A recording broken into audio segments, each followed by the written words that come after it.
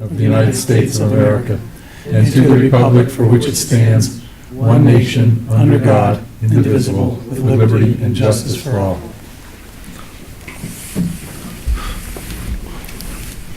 Thank you for joining us. We'll start with resident comments. Becca, no? I guess no resident comments today. Thank you. And moving on to select board comments. I'd like to begin with the select board comments by telling you, as I'm sure you've read in the paper or saw the news, we presented, we had a presentation from the Mass Gaming Commission. Earlier in the month, our attorney had prepared a 240-page brief with numerous exhibits. I think there were over 30 exhibits. We also had our traffic people had put in their application. We also had the municipal resource people had put in their report in it, so it was quite lengthy and data-driven. We made a brief oral presentation of only like 15 minutes, and that's what we were allowed. And right now, they have extended the deadline on when they're going to decide if we're a surrounding community. The designation will be decided now February 18th. They felt they needed a lot more time because their Mass Gaming Commission has their own traffic experts, and they need to be speaking to MGM's as well as ours, and we have not only GPI from the Pioneer Valley Planning Commission, who will be speaking on our behalf, but also our Parsons, Brinkenhoff, and municipal resources. So there's a lot that they need to go through, so the period has been extended. So it will be after that designation that the 30-day negotiation period will occur. So if you go on the website and you see the timelines that we had posted, all of that is going to be pushed out a bit. But they still are planning on making the final decision on designation for the casino resort. I believe it's May 31st, and that will be the deadline for everything. Any other select board comments? Mark? No, I was just going to follow up on the casino issue. I know that, Marie, you had sent around an email saying that we're trying to schedule something for this week. I think that's very important that we do that, because I have some significant questions and concerns about our strategy and our preparedness, and I just want to make sure that we're in our best position to do right by the town. And do you expect we are going to set that meeting today? Well, no, I'm still waiting. There's some changes on what people were requesting in the way of dates, and I think we will have that settled either tonight or tomorrow. Okay. I mean, because I feel like time is not on our side at this point, and if we're going to do anything to improve our case, we need to do it quickly. Okay, so the comment was you're hoping that we will have that meeting this week. Absolutely. Okay. I mean, because one of the things I had suggested was having it either today or tomorrow. And failing that, I think we should definitely have it this week. Okay. And remember that we still have the 30 days of negotiations after our designation. And then after the 30 days of negotiation, then if we're unable to make a decision, then we go into arbitration. So everything has been pushed out for substantially, I think, another 3 weeks. But we are going to be continuing to meet and discuss how we are doing with our consultants. Any other comments that we need to move forward on? Richard? Yeah, excuse me, I have one quick one. I don't know if everyone got to watch the briefing that was given to the Gaming Commission, but I noticed it's not been put on their website yet. I keep waiting for them to post the meeting, but if anybody failed to have the opportunity to watch that live, I'd strongly recommend that you do watch it, our entire briefing, and see what MGM had to say and their proposals. I thought there was some good information put out on both sides, but I think they signaled their main intentions on where they're going to be going in if we do go into arbitration. Okay. Thank you. Paul? More of a question about it. The presentation that was given by Brandon on behalf of the town, I've looked through the emails, and I know he gave us a synopsis of what he was going to talk about, but I haven't seen that presentation. Did we get that? Or Yes. Well, first of all, we received the full... the slides and everything? Yes, we received the slides, plus before even he put the synopsis, the 15-minute synopsis, he gave the full 200-plus page brief with exhibits, was given to everyone. And there was a period of time in which No, I people... meant us as a, because I don't have it. Yes, everyone, it was sent to each individual select board member, and they were given a period of time to comment before it was sent out. So what you saw on last Tuesday was just a brief oral presentation. The full argument and presentation is what occurred, actually, probably the 15th, was it? January 15th that was sent in, into the board. The other thing so everyone did have a chance to comment. How he presented the 15 minutes was, he didn't give us a run-through on that. But again, No, that's what I'm talking about. That's what that's what I'm saying. I remember what we got from him, the breakdown. Yeah. I'm asking for the presentation that he gave. The slides. Yeah. I believe the slides were sent out to all of us. Mhm. No, Well, don't think we ever seen anything on that. They could have, they should have been attached to the status update he sent out that day. yeah. If they were not, we can gladly send it. Possible of attachment I missed? It's possible. I only reviewed, since I only reviewed the status update. If it wasn't attached to the status update, then we can certainly have them distribute that. And you said that was what date, Marie?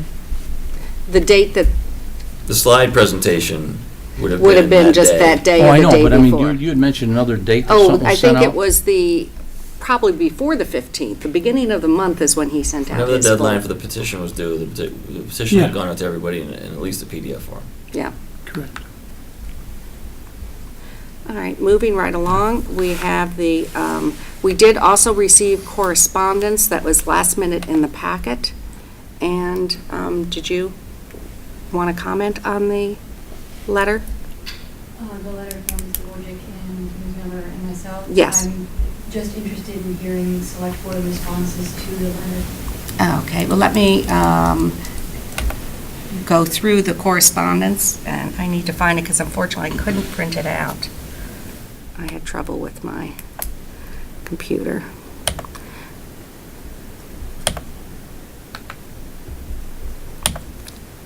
The Select Board received a letter, I received it today, but it was sent out on the 31st, from Roger Wojcik, Arlene Miller, and Rebecca Townsend, and the letter was in regards to the charter and how the charter called for a strong town manager to oversee the town departments, and a concern in regards to the pattern of behavior exhibited by the Select Board in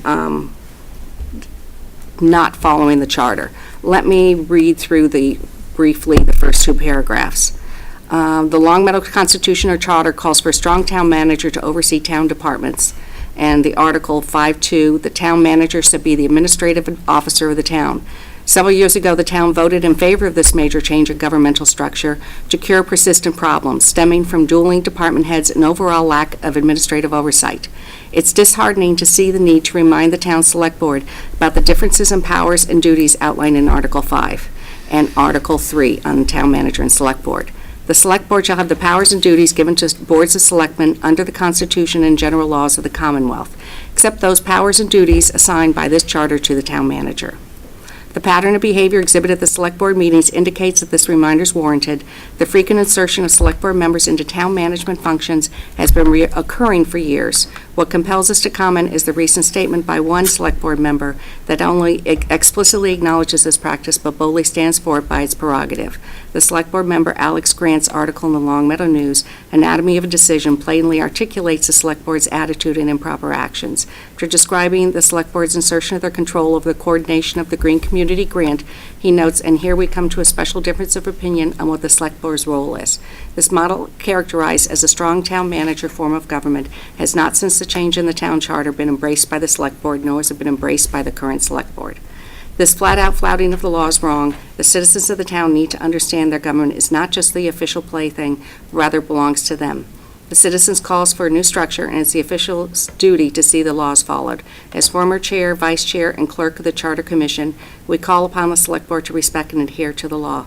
We'd like to respond from the Select Board that affirms their improved understanding of the basic law of the town. The response should be in the form of a letter or change in behavior. The citizens who elected the Select Board deserve no less.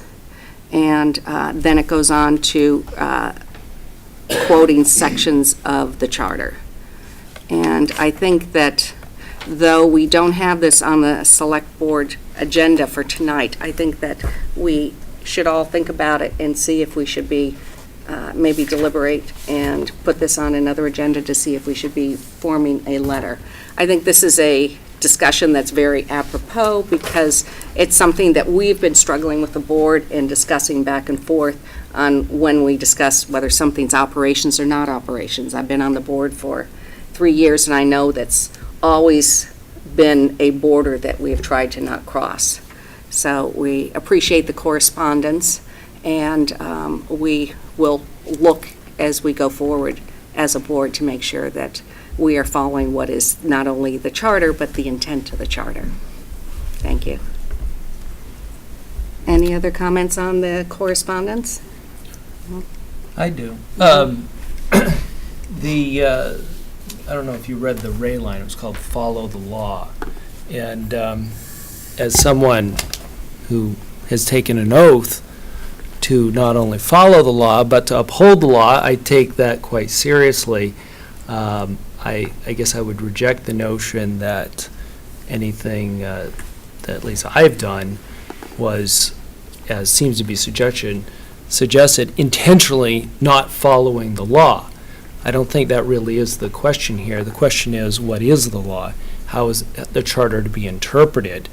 And I say that because I have a lot of respect for the people who wrote this letter. I think they have a lot of experience in town government, but I disagree with the reading of the town charter. And again, this is something that I do in my career quite a lot, which is to read and interpret statutory language, charter language, and some of the sections that the letter writers quote are selective. I think it's significant for me, in any event, that the charter says that the executive power of the town resides with the select board. That does not, therefore, make the town manager the chief executive officer. That's a mayor. And if we're going to have a mayor, then we ought to elect the mayor. If we're going to have an elected chief CEO, then we ought to elect him. We're not going to have an unelected CEO. What the charter says is the town manager is the chief administrative officer. Again, I didn't draft this charter. I wasn't in town at the time, but that's what the text says. I would also say that that the particular thing that I was writing about, which was the decision about the Green Communities Act, was something squarely within the select board power. That was a significant policy decision. The decision we ended up taking was a decision on how to spend $155,000. Not only that, the decision that we took committed us to a program that would cause us to spend hundreds of thousands of dollars more. The provision of the charter that talks about grant application, which is where this money was coming from, talks about coordination. It doesn't talk about decision-making. And I think a decision of the import of that Green Communities Act was something that was clearly within the Select Board's power. In fact, it was so clearly within the Select Board's power that we did not take that decision. It was presented to us by the town manager. And the town manager, I think during his tenure, has not been shy about indicating where he believes the proper scope of his authority lies. And he acknowledged that that was something within the Select Board power. So I think this is a good debate to have. I think the people that wrote the letter, I'm sure that they have an honest disagreement with my reading of the charter, and I would note that as they seem to acknowledge, every select board prior to this one has had a similar view of it that I've had, which is that the executive power resides with the select board. But I think we ought to have more of these conversations. But I would reject the notion that we are flouting the law or that anybody would intend to violate the law. Because quite frankly, I think my reading of the charter and the reading that has been traditionally given is better than the one given by these letter writers. Any other comments? My only question is that, is this a new precedent that at any point we can bring up a correspondence submitted to the board? No, I think Because- that we have always had correspondence section, and we haven't used it that much, other than when we talked about the casino pro and anti-casino. So that's why I brought up the correspondence Okay. this time. Maria, Mark?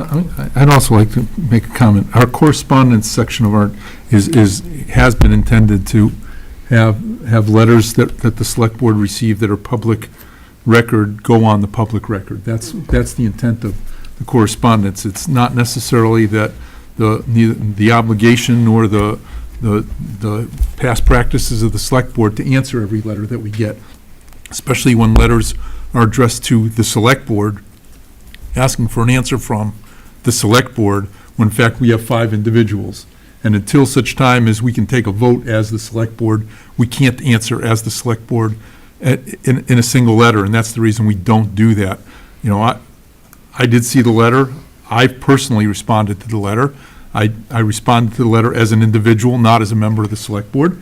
And if in fact it's the prerogative of, or desire of anybody else in the select board, I'd encourage them to respond as individuals. But I think that we're going down a slippery slope if every letter that comes to the select board requires a discussion and then an answer from the entire select board, because our agenda will turn out to be the agenda of every individual person in the town who wants to write a letter to the select board, who will move the agenda of the select board to defer what we came here to talk about in town business, to address issues that letter writers might have with even just an individual member of the select board. And I got to tell you, I'm not quite sure, what the issues were that drove the writing of this letter, but I took exception and take exception to the select board being broad brushed based on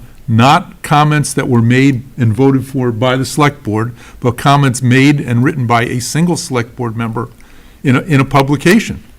And so I don't think it's select board business, very honestly, for us to address a letter that responds to an opinion piece in the Long Meadow News. I think the right place to do that is to write a response to the Long Meadow News. I did that. They chose not to publish my response, which I can't have any, say why they chose not to, but I believe that that's the way to respond to an opinion piece.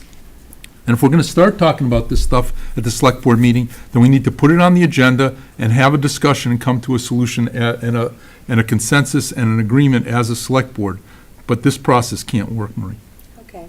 Any other comments? All right. Thank you. I have just one. Everybody done? Yeah. That's the bad thing when you raise your hand the last time, because all the good words have already been taken. And I agree with everything that has been said by both Alex, Paul, and Mr. Gold.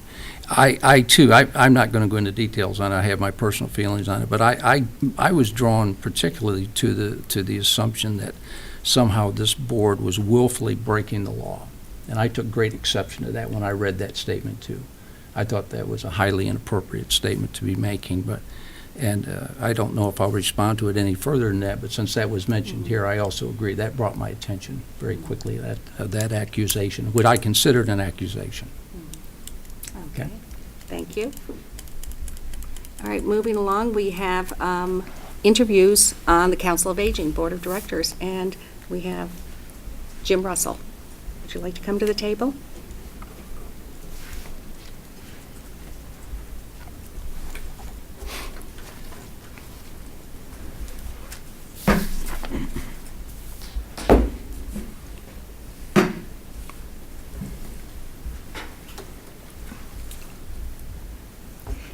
Thank you, and before you begin, could you tell us which position you're looking to fill Board member on the Council of Aging. for the 3-year ending on, let's see, 3-year ending expiring 6/2015? Probably, yeah, okay.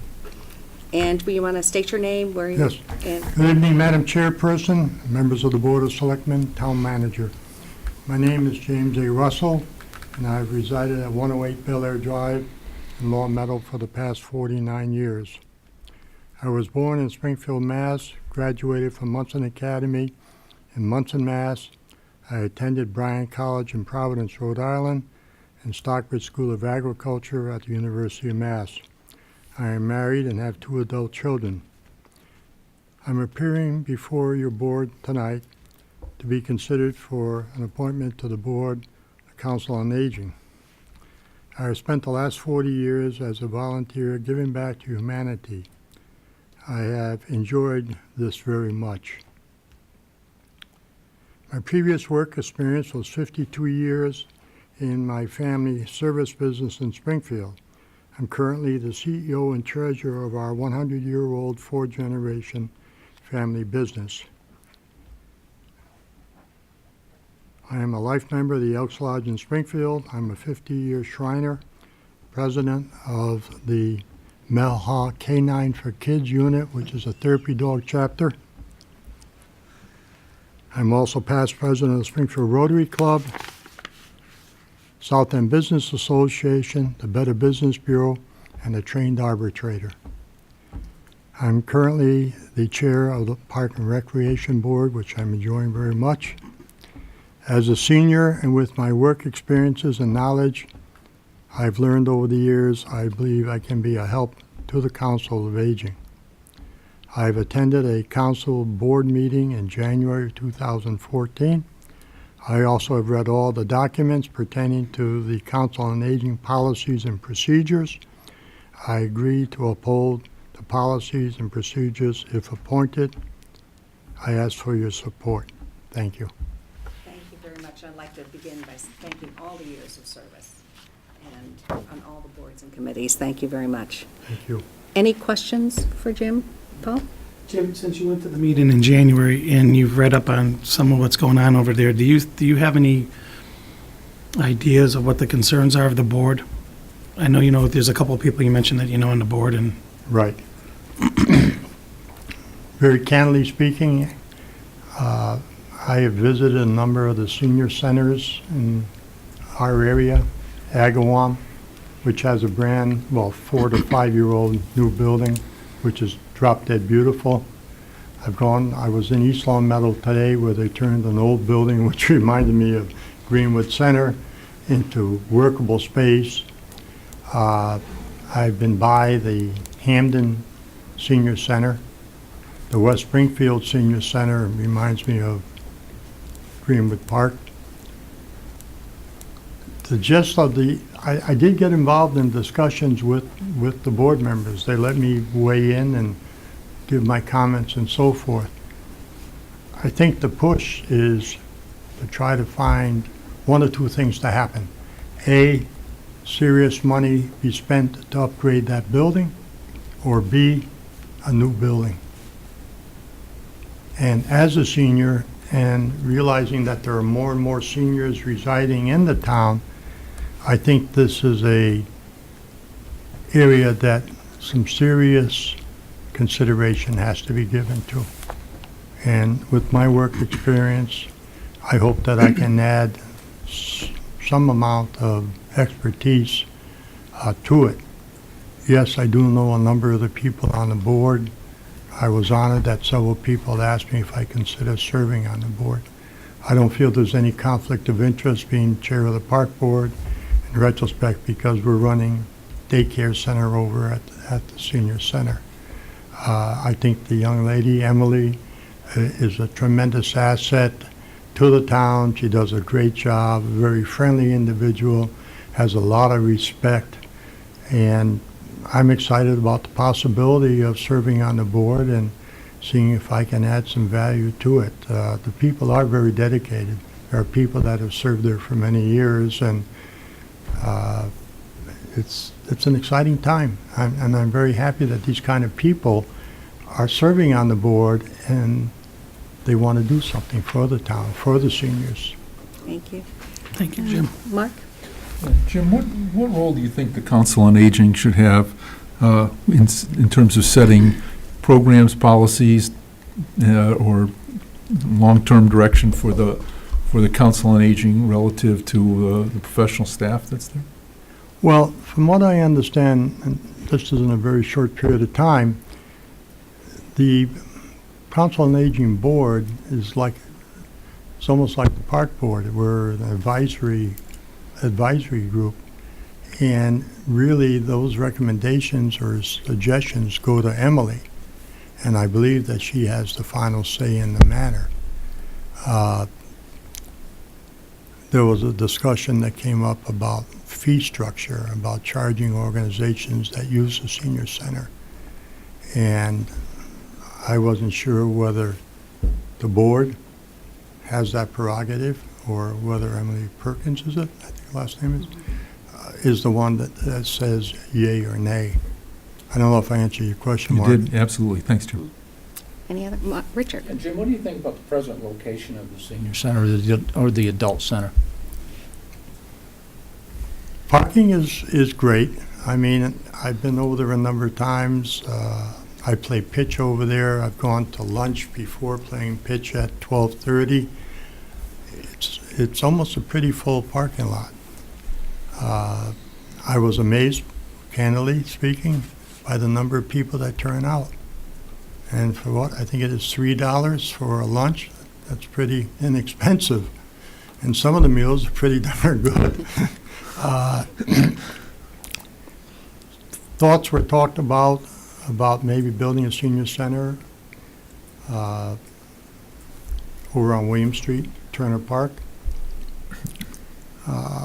I know the road conditions over there, and I know that you cannot drive into the back part of the 83 acres that are over there. I know the concerns of security from the police department standpoint as to if people are back in the woods where the old Kreiner establishment was, what's going to happen over there, so forth and so on. Having served as a reserve police officer and patrolled that area many years ago, I'm very conscious of it. Ideally speaking, if I had a vote and my vote meant something, I would probably go through the process and come to before the select board and ask for a warrant to build a new senior center. I think it would have to be thought out what's the most appropriate location here in town. I don't want to be on a bandwagon here, but for those of us who have lived in here all our life and we've reached the magic age, which I'm not quite sure what that is, that we deserve something better than we currently have. We've had issues over there. I'm sure the select board is aware of those. People have stepped forward, taken money out of their own pocket and paid for things to fix the building up internally, like replacing 100 and some odd ceiling tile, buying equipment for the kitchen, et cetera, and so forth. People that have a genuine interest in the betterment of the building and for the seniors and anybody else that goes over there. Thank you. That answer your question, Richard? Yes, thank you. Alex? Mr. Russell, I just wanted to thank you again for your service. I know you've been on the park board for quite some time, and taking on another responsibility it shows how much you value public service. And I do commend you for being honest about where you stand on the renovation or being or building a new senior center. I think that's a debate that we need to have. I don't know what the outcome of that debate would be, but because I think a lot of people will weigh in on it, but I think that's something that we need to discuss. So thank you for applying. If I could just add one more thing, it has nothing to do with the senior center, but it is similar to dog parks. And Agawam now is going to build a dog park for $300,000. And everybody and their uncle, that's the thing. And I know I had this 3 years ago to see if Long Meadow could do it. But we're land bound and there are requirements, ADA and et cetera and so forth. So I look at the senior center in the same way. But I have no idea as to what the approximate cost might be to renovate that building, to bring it up to compliance. So that's just one opinion. Thank you. And we will be voting next week in regards to your placement Thank on you. the board. Thank you very much. Thank you. Have a good night. Thank you, Jim. And Alan, you here to interview also for a position on Council of Aging, I believe.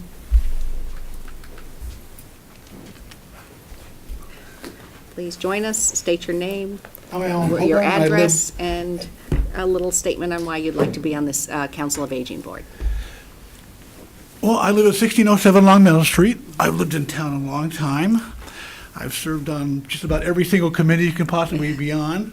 I've been with the Historical Society for many, many years with, living in a historical home. I grew up in town, went to Blueberry Hill School, the high school, graduated in 1970. I was on the library renovation board when we renovated the library, Storrs Library, back in the early 90s. I was chairman of Task Force 3 that looked at the school systems, and when we did the evaluation for the Long Meadow schools, and we came up with the recommendation for renovating the center school and then going back to the other two schools. So I have experience there. And I've been on the cemetery trustee for 22 years. So I feel like I have, and I've been with the Historic District Commission, the Historic Commission, so I have a lot of ties in town. I've turned 62, and I've been visiting the senior center every now and then, and all of a sudden they invited me to become a board member. I guess maybe that's just a natural part of the evolutionary process of growing up in Long Meadow. I don't know. But I enjoy going over there. I think they have they have some good things going on with Kathy Grady and Emily. And but I was talking to them the other day about the Staying Put program that they have in New Canaan, Connecticut. Are you aware of this? Is this to encourage people to stay in their homes? Stay in their homes, and then Yes. by kind of coordinating, with all the town services, the people can stay in their homes, and they have all these volunteers and different organizations in town that come and provide and make sure that these people can, they're not neglected. They have, they have prescriptions, they have groceries, they have transportation. I thought it was a very, very cool concept, and they're doing it in towns like, they're similar to Long Meadow. New Canaan, Connecticut is very similar. I was talking to Kathy about it, and we were sharing ideas, and so she turned around and said, I think you should be on the board, so that's why I'm here today. I didn't prepare a text, I just, You didn't have a good enough response to That's Kathy, right? So any questions for Alan?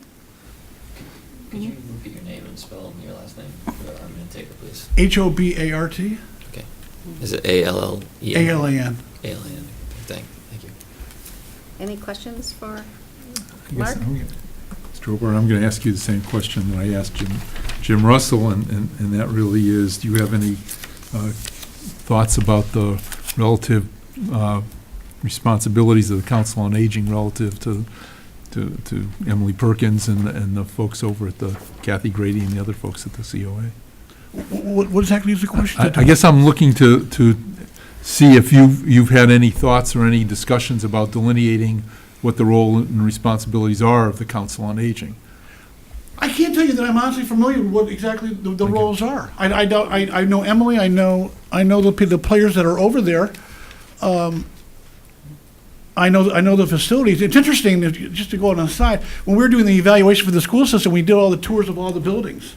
We had our committee go to every single school, Blueberry, Wilkesboro, and when we went to Greenwood Park, it was the worst building in the whole system.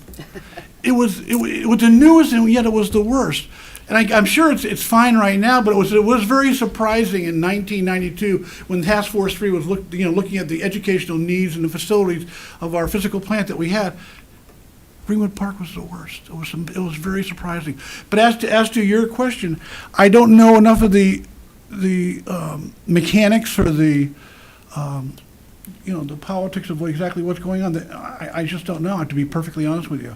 But I don't think it would be very hard for me to get up to speed. Yeah. I think there's a reason why they invited me to come on, because I guess I have a certain amount of experience and enthusiasm and energy, and passion to bring something to the table, so.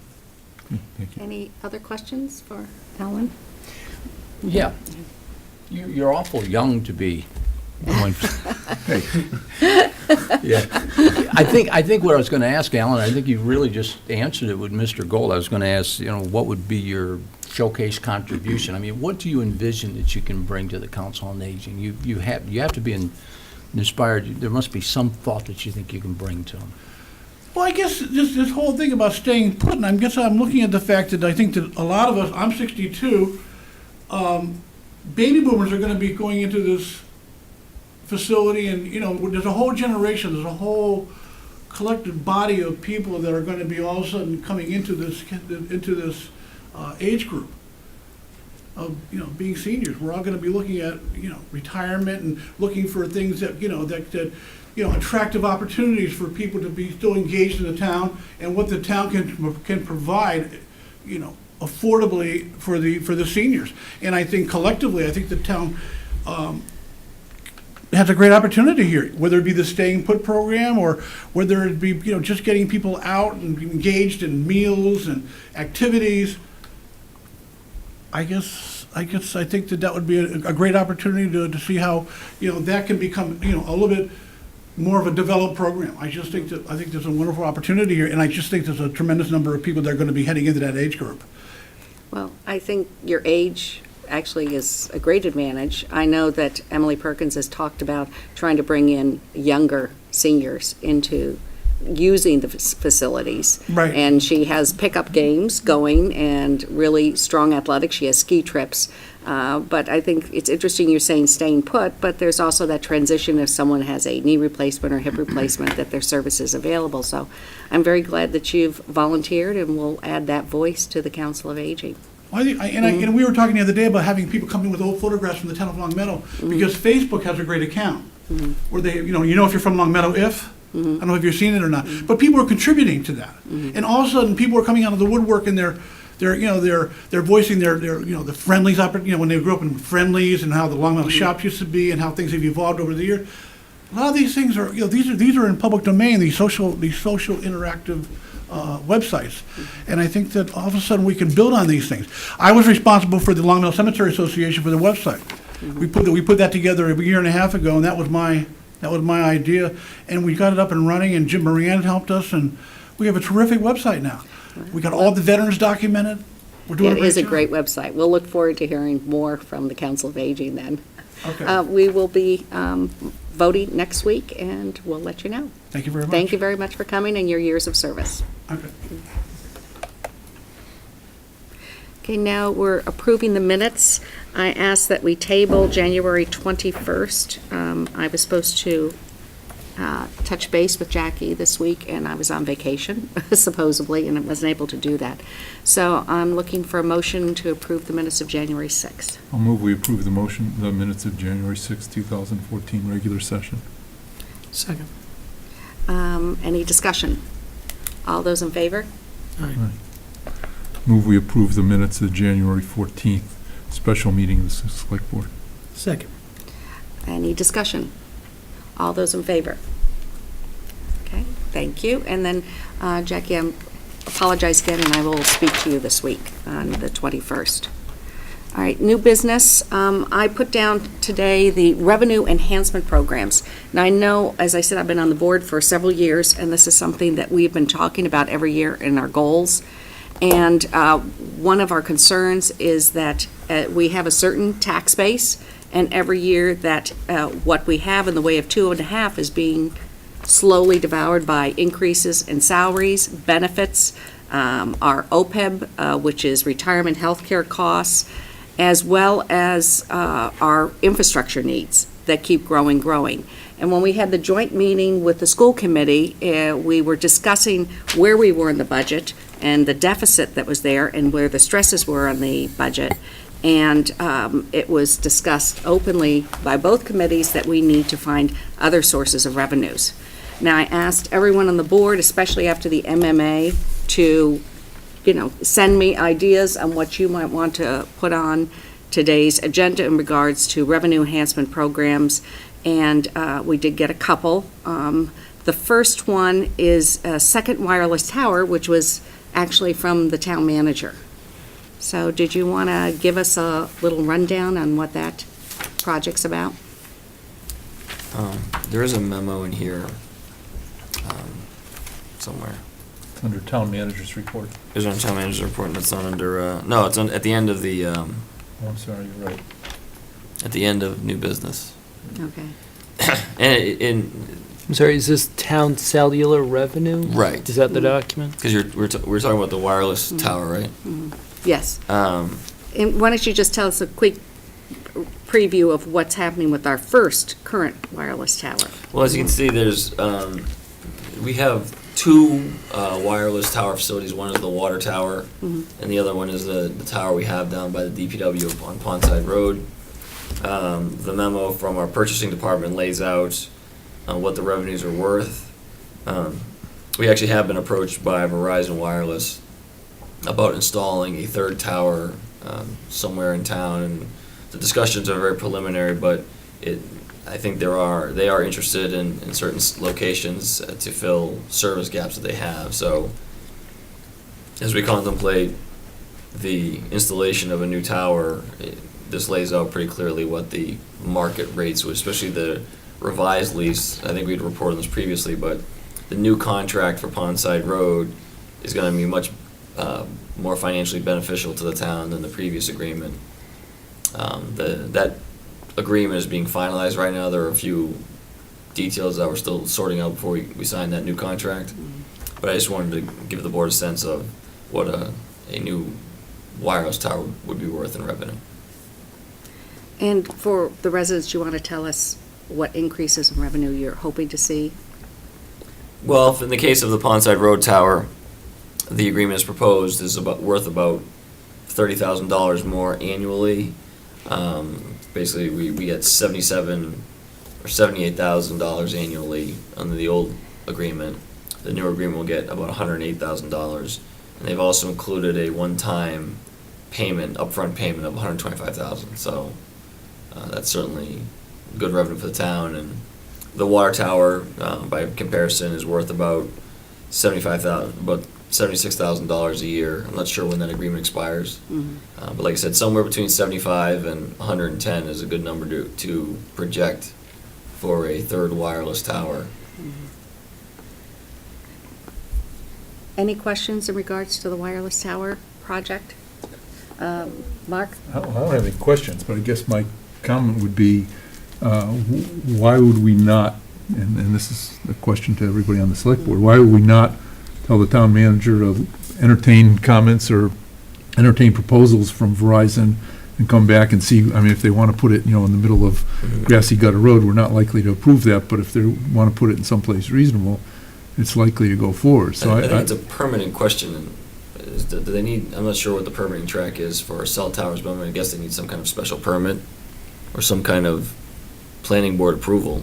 Right, but first they've got to come to us and say, here's what we want to do, here's where we want to do it, and here's how much we're willing to pay for it, and then let us go through and say, yeah, let's either follow it down, or where they want to put it just isn't going to make, because if they're doing it to fill a spot, a hole in their service, they probably don't want to put it right next to the one we've already got. Right. But I can't see why we wouldn't entertain that discussion. Well, we have been entertaining the discussion, just as too preliminary to really report on in a detailed way. For one, I think you ought to pursue it, aggressively, more than wait for them to come to us. Let's go talk to them. There are some things that have to play out, but I'll figure it out. No, Thanks. Paul? Yeah, there's a couple things. In the past 9 years, we had two other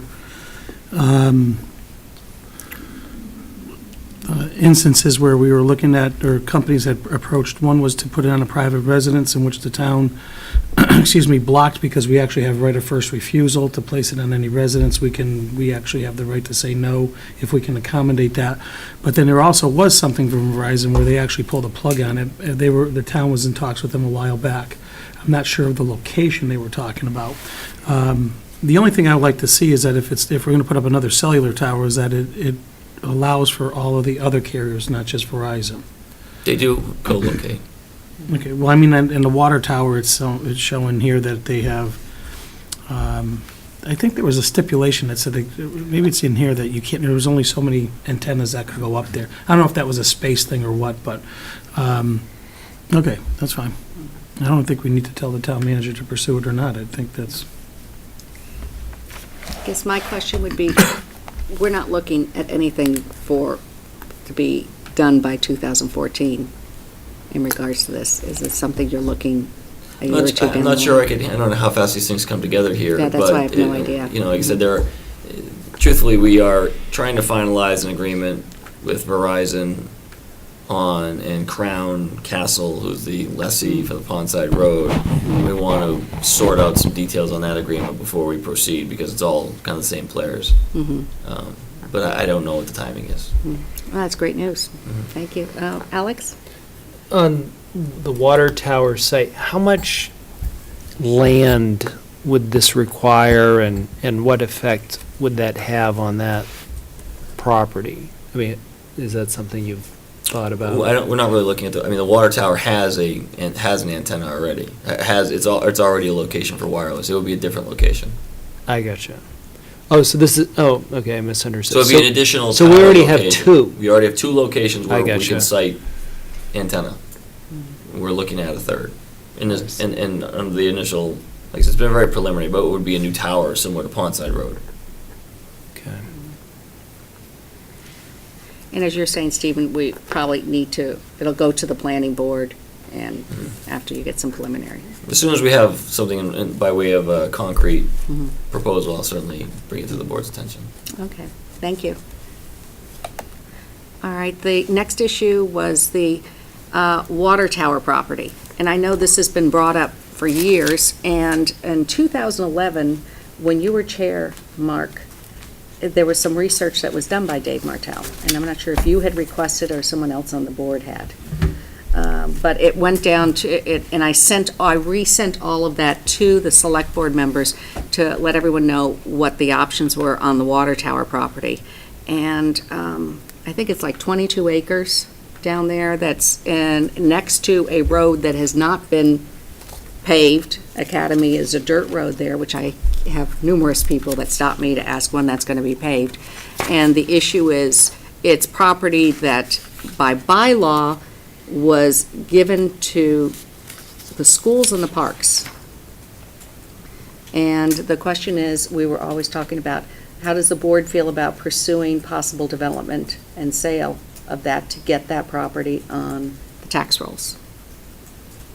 Because there you would have, if we needed to say, the sale of the water tower property for it to become homes, that whether we need to go back in front of town meeting for that money to either be put into a fund for the parks or discussions with the school, but then we would then have, I don't know how many houses on the 22 acres that could be back on the tax rolls.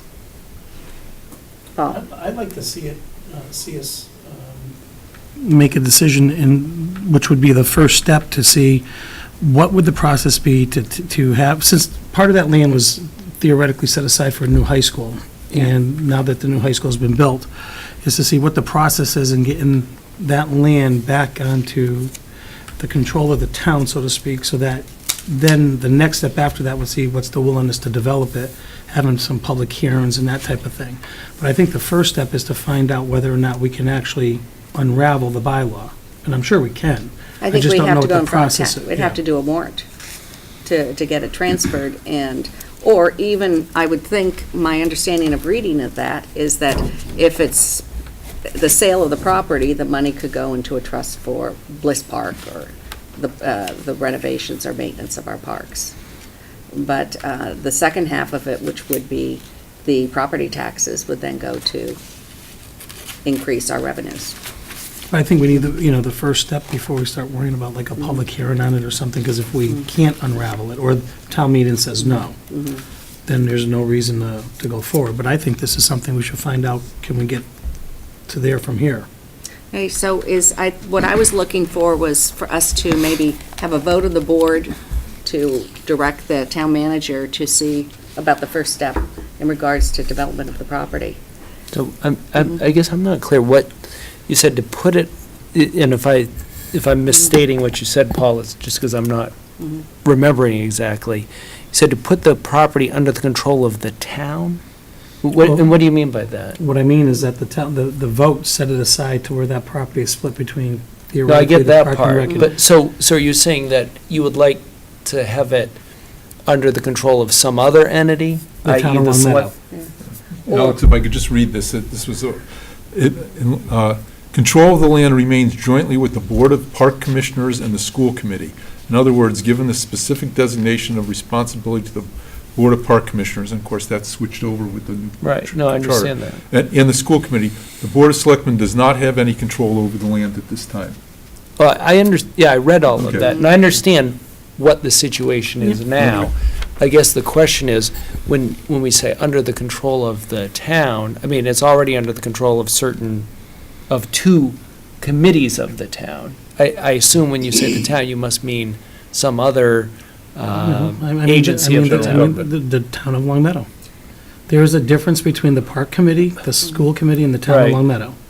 And if it's under the auspices of the town of Long Meadow, where the asset reverts back to the town, Yeah, we then can explore the options to. we, the select board. We, the select board in the town. So if we go to town meeting and they say, Right. don't even unravel it, then we're not going anywhere.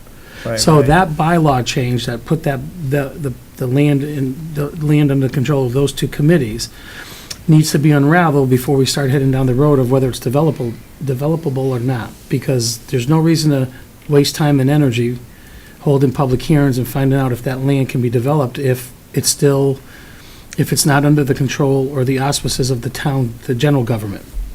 Okay. It has to go up before town meeting at some point in time anyway. Okay, so your thought is if this bylaw were to pass, the control would revert to the select board and town meeting? Well, That's what this says. It says, let me read some more. It says, Yeah. General Laws, Chapter 40, Section 15A addresses changes in the use of municipal land, including land acquired for playground purposes pursuant to Chapter 45, Section 14, discussed above. Before the land may be converted to some other use, the board in charge of the land, in this case both the Board of Park Commissioners and the School Committee, must determine that the land, quote, "is no longer needed for the purposes for which it was acquired." Upon making this determination, the two boards must give notice to the Board of Selectmen. It would then be necessary to have a town meeting by a two-thirds vote, transfer the, quote, "care, custody, management, and control," end quote, of the land to the same boards or some other board for, quote, "another specific municipal purpose." So this pretty well lays out that you've got to get, and in this case, there is no more park commissioners. We are the park commissioners, so we can take care of that. There's a park board, but they don't have the statutory authority. We have that by the charter. But we've got to get the school committee to vote that it's no longer needed for the purposes for which they were given it, and then we have to take it before the town meeting by two-thirds vote to transfer it back to the general, to other potential uses. That's what this says. So what I was looking for was, we're like several steps down the line before we can even hand this over to, I guess, the head of planning and development is the town manager according to the charter. So what we would be doing with that land is like 4 or 5 lines down the steps. But even to get there, we would need to take the first 2 steps, which we approach the school committee and approach town meeting. So I was looking for a motion to move that project to the next step. Perhaps a possible next step is to have the board consider some kind of motion or resolution to request that the school committee take a vote to determine that the land is no longer needed for the purpose under the statute at an upcoming meeting. So then you could, an article could be published in time for the annual town meeting warrant. And we do have joint meetings coming up, but, so is there a It's not a motion? joint meeting. I'll move that we request the school committee take a vote on whether or not the land is needed for the purposes for which it was acquired, i.e. for the purpose, building of a new school. Second. Any further discussion? I have a little bit, the concern I have is, we, sometimes when you start a process, you don't know where it's going to end up, and by starting a process, it kind of acquires a momentum of its own.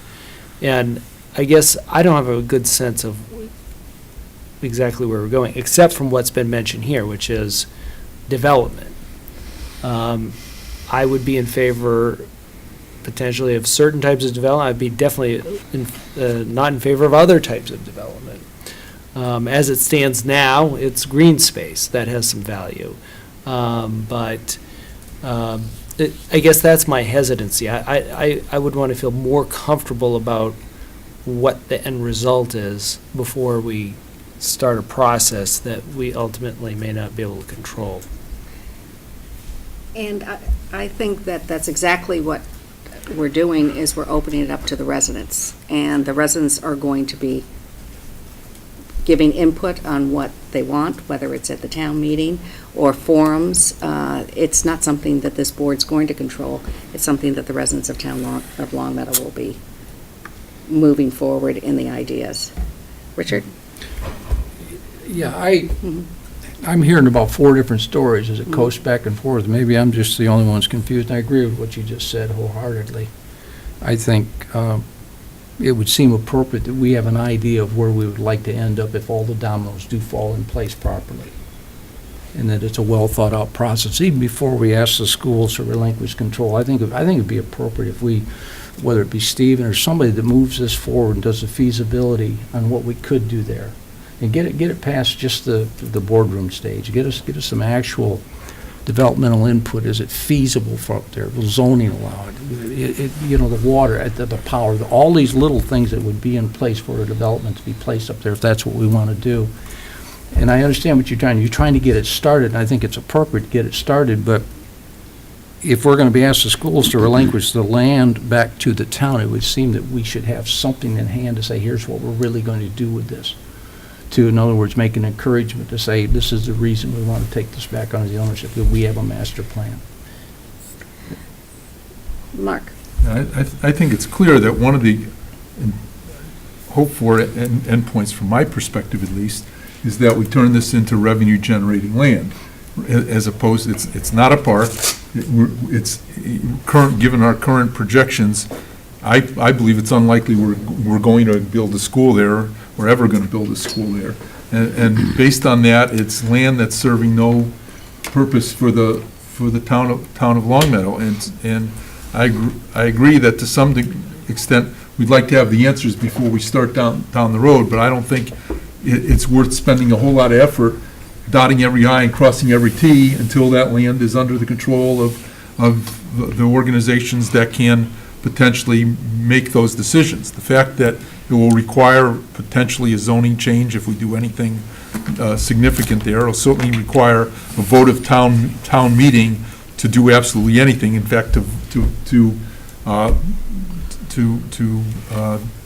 confirm this transfer tells me that this is just the first of many steps. There's many stages along the line, but to leave it where it is, we're just saying we can't do anything until we have all our ducks in order, and that's just delaying where we need to go. I think getting it under the right control starts the ball rolling. Richard has something like to say something. Okay, I'll just repeat what I said. I don't consider it a delay of anything. I consider it proactive planning. I certainly would not go out and buy any piece of property without doing the research to know if I could develop what I wanted to develop on that piece of property. It's a pretty standard procedure. First of all, we don't even know if we can develop on that property.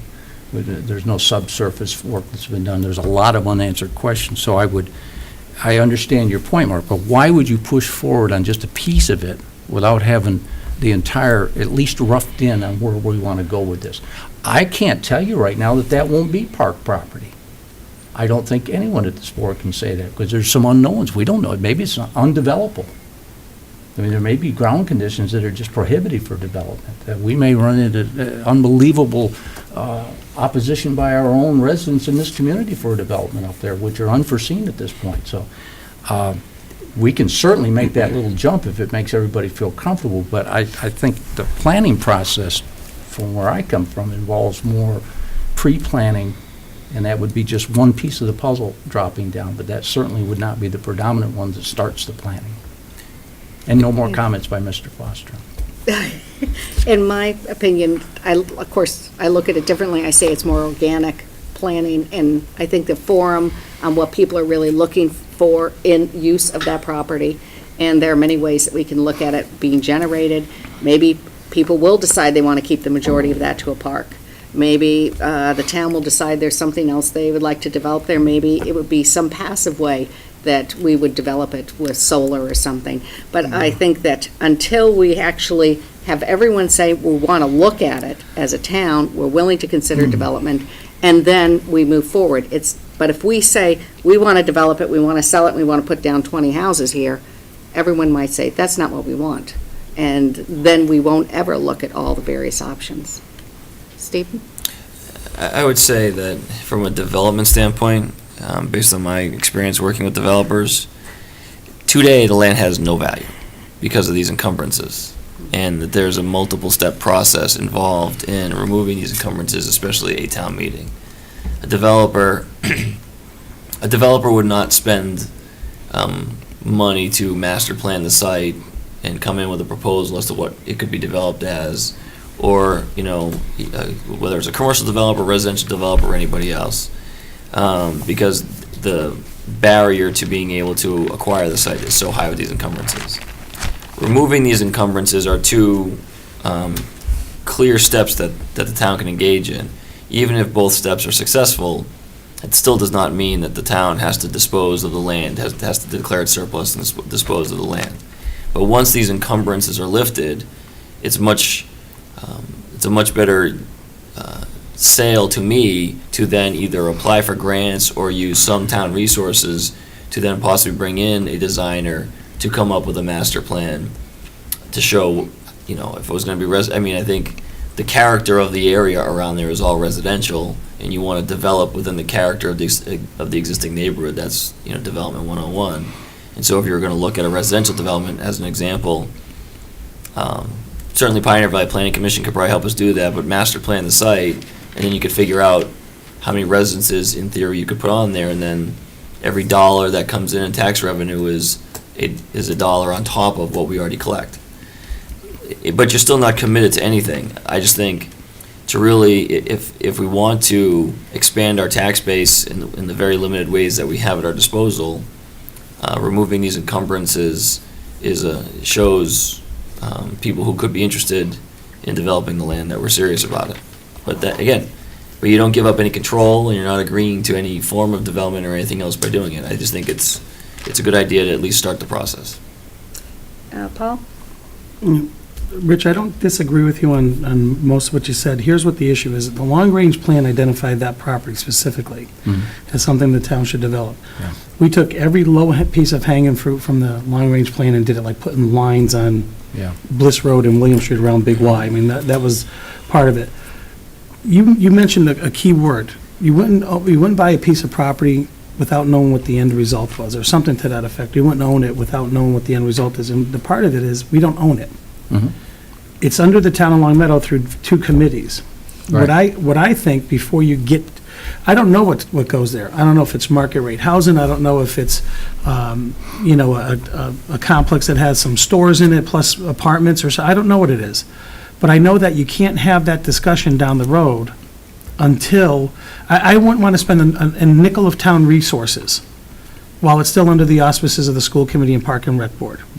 It just, there's no sense in doing it. Why would we send a directive out to the town manager and town employees, let's go develop that, come up with a master plan when we don't even know if we can go to town meeting with it? I just think that the first thing is put it under town control, and then it doesn't go anywhere until we vet it out.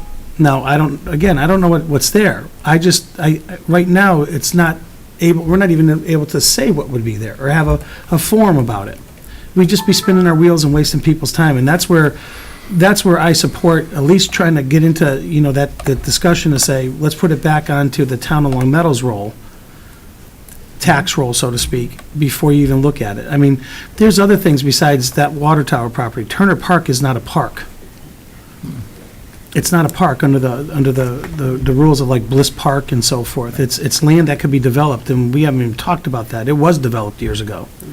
there was a restaurant there on the lake in their pond or whatever you want to call it. But I mean, there's other things that, it's not just that piece of property. There's other property there that we should be looking at. It should be in total, not just in pieces. Because if Turner Park can relate to something that's in the water tower property, then it might, that's what we need to look at. I don't think that you get to the next step by saying, develop the plan and then come back and do the next step. I just think we'd be wasting town money.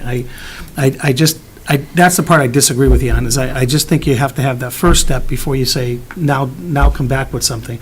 And you are clearly going to hear from the people in that neighborhood when you want to talk about developing it. Because it was brought up a while back, and the folks near Academy Drive, on Academy Drive, and Frank Smith sure did come out and talk to you about it. Any other discussion on the motion? I'd like to sell some property to the town manager without him researching it for development. I know way too much about development. I've got some land I'll sell you, I mean, quick. Any No, other? I think last time I checked the vote, it was 4-1, so you might as well proceed. Yeah, and, okay, no other discussion. All those in favor? Opposed? Okay. I'd like to skip down to town wireless network, because the other three items don't really have anything in the packet. And Mark, you put in for the town wireless network, the information. Do you want to give us a rundown on it? Yeah, I mean, I think my letter kind of speaks for itself. My proposal is simply that the town construct, or cause to be constructed, through a bidding process, a wireless internet connection system, sometimes called Wi-Fi or WiMAX. There are two options, or probably a minimum of two options. One is the town do it and the town own it, and the other is that we just contract it. And the purpose of this would be to provide residents of the town of Long Meadow an alternative source for internet connectivity through wireless systems, whether it be their cell phones, which no longer would be on a roam system, whether one they're in town or from their homes or their personal computers. I think the technology is sophisticated enough to be there. The revenue sources for the town would be one of several options. Clearly, if the town owned it, the revenue would be from the town selling or Wi-Fi access to town residents, similar to the way town residents currently pay for their Wi-Fi access, however they may get it. If it's owned by a third party, the town revenue could be either through the lease of town properties to put their towers on. Ideally, or one could conceive of those towers being on public buildings. There would have to be a closet or something somewhere that had their equipment in it, their switching equipment, that would also be leased out.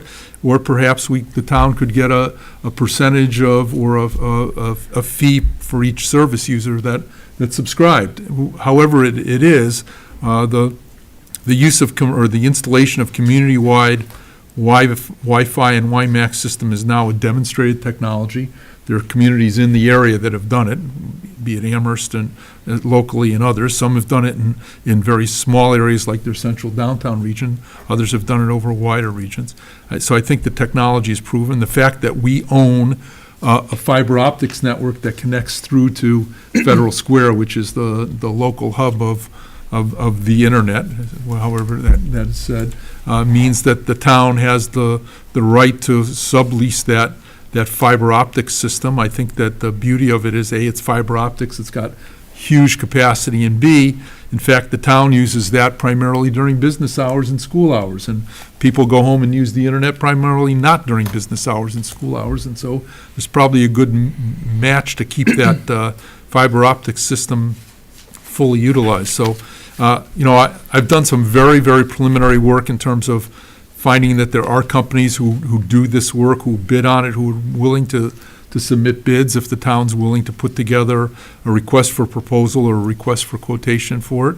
I think, though, we have to decide or leave it to the people putting together the bids, and I'm more than happy to do that, to find out what the value is for the town. It's similar to what we were doing when we tried to put together a solar operation. We talked to some potential providers and said, are you interested in giving us a commission for every person who does it, or just paying us rent, and what maximizes the income for the town. I think a system like that has the secondary benefit of providing a service for the residents in terms of having an alternate source of internet connectivity. Right now, there isn't a whole lot of sources, and theoretically, you could say that somebody's got a cell phone system with a limited amount of wireless or megabytes or whatever it is, can save some money to the extent that while they're in town, they're working on a Wi-Fi instead of on their cellular system. So I think it's worth pursuing, given the fact of what technology is and that there are multiple routes to examining this. And again, there's no commitments other than, I guess, somebody's time to examine this and go through and write an RFP and see what you get back. Questions? Oh, Alex? So I had a couple of questions. One thing that I would just say at the outset, this idea sounds great. I mean, I love the idea of getting some competition for Comcast and these other utilities that are virtual monopolies. But one question I had for you, Mark, was the slides that you presented were from a presentation in 2007 about Pepperell. Do we know how things have gone in Pepperell since 2007? I can't tell you that I know that, how they've gone right up to date, but it was considered an early adopter and a successful adopter, I'd say, for the first 3 years. I probably haven't followed the last 3 years, but for a while. And I think the way it was written up here, Pepperell is under the model of the town owning it Right. through would you say an agency? Yeah, it's kind of like a public utility, Right. kind of like the Holyoke Water and Power Company. Sure. So the only concern that I have with that is that, you're getting the town maybe into something that isn't its core competency. But on the other hand, it seems like we'd have a greater ability to profit from it. And I guess that's where I would like to explore it, to see how well Pepperell is done. And just to be clear, Mark, are you proposing this public when you say put out a request for proposal, are you saying under this public utility model, or are you talking about the model where the companies would own it and they would pay us some sort of fee? My first intent was the companies would own it, they'd pay us a fee. I don't think we've demonstrated, as you said, that's not our core competency to own a utility. On the other hand, as you see what's going on, I'll just make, if I could, Alex, just make another comment on a couple of things. There's more and more potential use by the town of a wireless system, whether it be for, our police departments or our fire departments. One of the things we were looking at the last MMA meeting was the streetlight thing. One of these companies that puts in streetlights mounts a cell thing on top of each street, or every so often a streetlight, and they do as a combination, and then the streetlights read their own meters and report it in. We could actually set up a system, so right now where we drive around town once every 6 months to read water meters, all we do is sit in DPW, push a button and suck in the data from a wireless system. And so there's potential uses for the town, and I think as long as we have a big enough vision to make sure that the town doesn't end up paying more for the right to use a private system than we get back, I don't think it's a core competency unless we've decide that it's something that we can outsource 90% of it, even though we own it. I mean, you could theoretically get somebody to manage it, run it, maintain it, do all that kind of stuff, and you still own it if you want to. So, I mean, I wouldn't preclude how to move. I think I'd leave it to the folks in the town who develop. Any other questions? Yeah, I really have an issue with bringing this on as a town-owned operation. I just don't see where, the revenue that's going to come in. I mean, on the flip side of it, I don't see what expenses would be cited as an avenue to go down, and I really don't see this as something. I wouldn't support the town having it as a town-owned. I have no problem putting in the town, let someone else own it, we benefit from the revenue, and have caveats in there that are police, fire, and schools, or whoever could use it. I just don't want to see it as something where the town owns it, because it's not something we've done before, and I don't know there's always an initial cost of something, and then there's always the real cost of something as time goes on, and I think that if there's a service provider that's providing it and the internet system's down, I think that's a good reason why you have a third-party contract in it, is that it goes to them, the complaints, as opposed to, well, I mean, listen, it's hard enough to keep up with potholes and things like that. I mean, you shut someone's internet down, and you tell me what the complaints are gonna look like in the course of an evening or a week or whatever. And also the long-term, maintenance of the structures that we would have to put up. I think I do like the benefit of the uses in terms of, we could read water meters with this stuff as opposed to someone driving around, and you're saving not necessarily an employee salary, but you're saving time that can be allocated somewhere else within the department. So there's a lot of advantages to doing this. I don't know how you proceed with saying, is it a request for a proposal for the town to own it, or for the town not to own it, or just to get a general sense of what's out there and what would it take? Marie, if I could, good points, Paul. I think I'd answer that by saying, I think you got to put 2 or 3 people in a room to kind of quickly sketch out the pluses and minuses.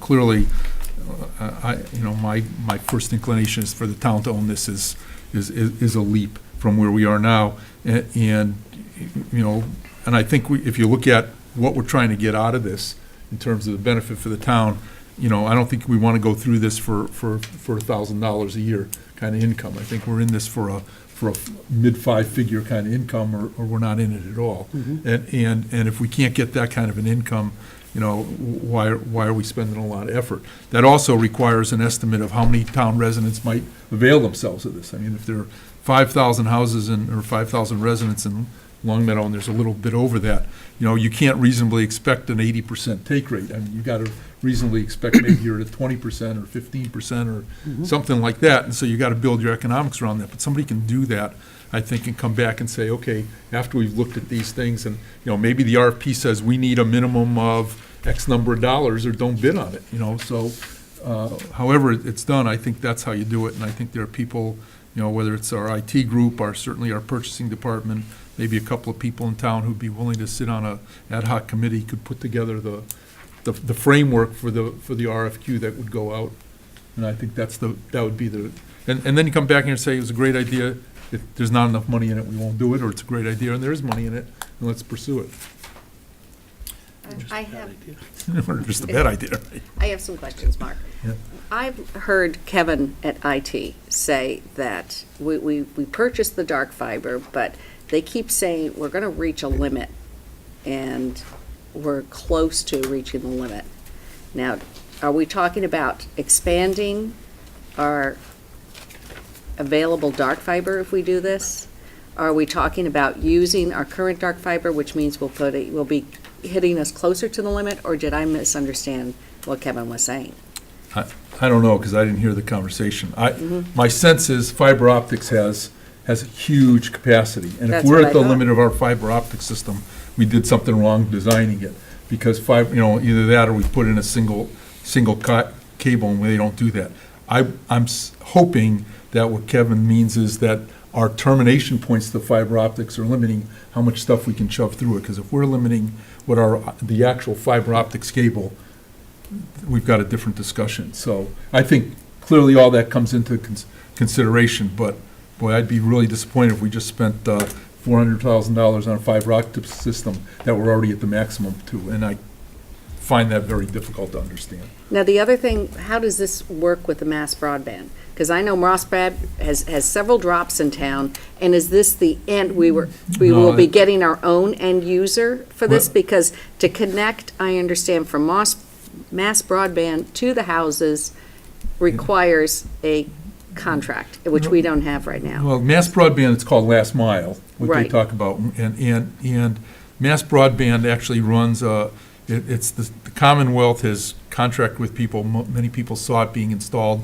up and down Interstate 91. It actually goes down Route 5 as far as Bay Path College. In theory, we could tie this into that fiber optic system if it came to it, by somehow getting something on that fiber optic system, putting in repeaters, and doing it all wirelessly. I mean, I just find it difficult to believe that we're gonna do anything more. We're not putting wires to people's houses. We're putting in, the preliminary look was between 4 and 5 WiMAX towers in the town of Longmeadow that would reach the entire town. And when a group I had look at this, took a map, a satellite view of Longmeadow, they start, and we pointed out the municipal buildings, Greenwood Center is in the south end of town, and the old town hall is in the north end of town, and we've got a couple of buildings, the high schools over in the east end of town. They said, you can get coverage by putting them in specific places. There's no reason to run wires to people's houses. That's the beauty of this thing. The key is, each of these things needs a tower on it and and a closet with some kind of switchgear on it, and people have to be willing to, there's gonna be a tower on these, however it's gonna go, wherever they're gonna put it. I mean, one of the things these people said to me was, well, it'll spill over the town. I said, as far as I'm concerned, if somebody in East Longmeadow or Enfield or Springfield wants to tie in and we still get our X dollars a month from their subscription, let them tie in, and what do we care?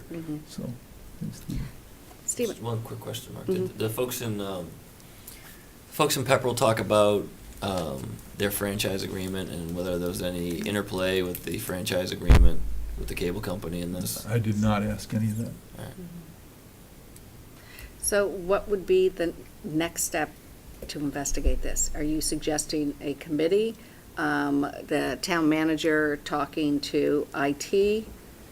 I would purchasing? suggest that, no, we go, I'd like to see us go right to a town manager's task force of, maybe 4 people, 5 people at the most, who would outline the design of an RFP and see if there is indeed value to this, as there might very well be. I mean, if there's no value, we're not gonna do it, and we've got to identify the value. And the way you do that is a commercial group or a committee comes together, and they may call in a couple of companies who are in the business, who will talk to them about, here's how we see it, and here's what the potentials are, and here's what we're doing in other towns.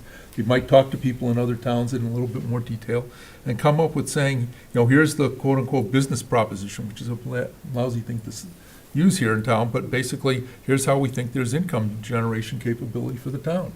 And if they come back and, give them a time frame and come back to us in 3 months or 4 months or whatever it is, they come back, say, it looks good or it doesn't look good, we'll know more. But until we look into it in more detail than I have, I don't think we know. So we're talking about requesting a town manager task force to look and see the feasibility of a wireless. Unless somebody has network grid. another process of doing it, that's what I would. Is there a motion? No, I think that's the right way to do it. Now, I'll make a motion that we have the town manager form a task force to look in the option of setting up a town-wide WiMAX system for the purpose of generating income for the town of Longmeadow. Second. Jackie, did you get all that? Could you repeat that, please? Yeah, I move that we have the town manager set up a task force to look into the establishment of a town-wide WiMAX system for the purposes of generating income for the town of Longmeadow. And to report back to us in, it's a reasonable period of time, 4 months? Does that make sense, Stephen? Sure. 4 months? Okay. And there's a second? Yes, I do. Okay, any further discussion? All right, all those in favor? Okay, thank you. All right, moving along. Now, those were the only ones that really made the list. I threw some other things on there. I'm not sure if anyone wants to discuss it. Tennis court fees, I know that's been batted around. We're now. We have tennis court fees, don't we? Mhm. No, No. We used to have tennis they court got fees. rid of that. There. That was a bad idea. Spoken as a tennis player. I don't think we- Well, no, it's just, No, I it thought we still costs, have. it costs, I mean, you were Yeah, there. it cost us more to monitor the fees. Right, than you had to the fee brought hire in. somebody to sit there, and all of the fees went to the person who was sitting there to collect the fees. Mm. So, Richard? Yeah, you said that was all that made the list. I think it begs me to ask, why is this not just kind of a standing thing that we have on the board, that we would say that any ideas be brought up during selectmen comments? in the future. I wouldn't see that these items have to be agendanized, but, Well, the reason I agendized it, we can't really vote on them unless they're on the agenda. well, we could bring them up just to get them in, and then we could turn them into a motion. Or do you want to try to have every idea come in as a motion or as a proposal? Oh, well, since today was revenue enhancement programs, I was hoping that we wouldn't have 2 or 3 meetings to get to the next step. And so that's why I put them on the agenda. But if there were other ideas, I had said to people twice, please send me your ideas so I can get it on the agenda, because I was hoping to really I think you get missed, several ideas going. I think you missed my point, though. Is this Oh. just one time in our life that we're going to go for this, or is this something that? Oh, no, anyone can bring it up in the future, definitely, if they come up with other ideas. I thought people usually get very stimulated after the MMA meetings, they're attending booths, they're listening to things, some great ideas, and so I thought we would start with revenue enhancement. But the solar condos was something that was brought up during the MMA, and electrical aggregates, which really, I'm not sure where we can look at revenue enhancements, but Mark, you had mentioned when we attended the alternative energy or solar meeting, the idea about solar condos. So the next 2 items really is a way of saving money for residents. Yeah, they're not really they're not really as generating income for the town in lieu of tax revenue, but the concept of a solar condo was to solicit a private developer to put a solar farm somewhere in the town of Longmeadow ideally, but maybe not even, which town residents could buy shares in, and essentially, instead of putting it on their roof, they own 5 panels in this solar farm somewhere, and it goes against their, it credits against their electric bill. It's a lot of work for somebody to do. I'm not sure the town needs to get involved with town resources for benefits of individuals unless, we've got a place in town to put this, and so the town gets some rent or Yeah. tax income off of the facility. And I think you recall that when I asked about this at the MMA meeting, the person there who's, I think, pretty well characterized as an expert said, those are tough to organize. There's a lot of paperwork involved, and so, but it was an idea that I wanted to put down. I'm sorry, I'm just trying to understand what these are. Condo, where does the word condo come from? In other words, let's say we're going to invest $1 million in a solar field down on a town dump. Right, Instead of the town investing $1 million, you'd invest $5,000, and Richard, we get 20 people to each invest, or 200. So like a cooperative. Yeah, it's like a Okay. condominium. Everybody owns a part of Right. it. Yeah, right. And so, you'd each get credit back to your electric bill. It would save you the hassle of having somebody climbing all over your roof, putting panels on your roof. But you Right. get all the benefits of it. You also have the investment of it. It's like investing it on your roof, but you put it down in a common area. And where does that benefit the town? I said, the only way it benefits the town is if the land is town land that somebody's leasing or paying taxes on. It doesn't benefit the town. Well, if we have open space and we want to lease it to a solar company, then my understanding is that we would get the lease money, maybe, and then everyone else would get decreased electrical rates in town. Right, I mean, ideally, you could do it on municipal buildings too, but, part of this is premised on the fact that we have very, very good, I was gonna say net metering rates, but they're not net metering, but we have very good electric rates that Paul Pasturzik has been negotiating for the town that are about as good electric rates as you can get, even if you had an alternative power generation facility in town. And so, because we've signed these long-term power purchase agreements, which is what they're called, there's no immediate benefit for the town to go out and put up a solar field that we use the solar energy. By the time we do that, we can actually buy the power at approximately the same price. And so, with those power purchase agreements in place, this was another potential use of that. Well, actually, I think that's changed. My understanding is that we're at 13 cents, we might be going up to as much as 15, next January, and so we might want to relook at the whole idea of solar facilities. And one of the things that did concern me is I understand that the schools are looking to do it, and so they're talking to solar companies, and it makes more sense, I would think, to try to do that jointly. And so we contract jointly, and it might even decrease costs, because one of the things when we attended that meeting is it said there are higher solar credit rates for things that went on top of emergency facilities, whether it's our emergency center, which would be the high school, or the police station, or the fire station, or town hall, anywhere that it could be used during a electrical outage. And so I would think we might want to start forming a joint committee looking at what the options are, especially if our electric is going to be going up as of 2015. Marie, my only response to that is that, you know, as long as we've got two different organizations in town independently negotiating for the price of power rather than doing it singularly, we got a problem in this town, and we've been unable to break that code to get a single bidder on, a way to singly bid out all the town's power. And I'm frustrated to the point where I'm not willing to go down that personally, go down the road again. I'm sorry.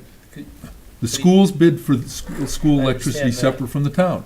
And each of us is bidding, you know, for a half a bushel of, selling a half a bushel of apples, instead of saying, what can I get a full bushel for? You get a better price when you bid the full package.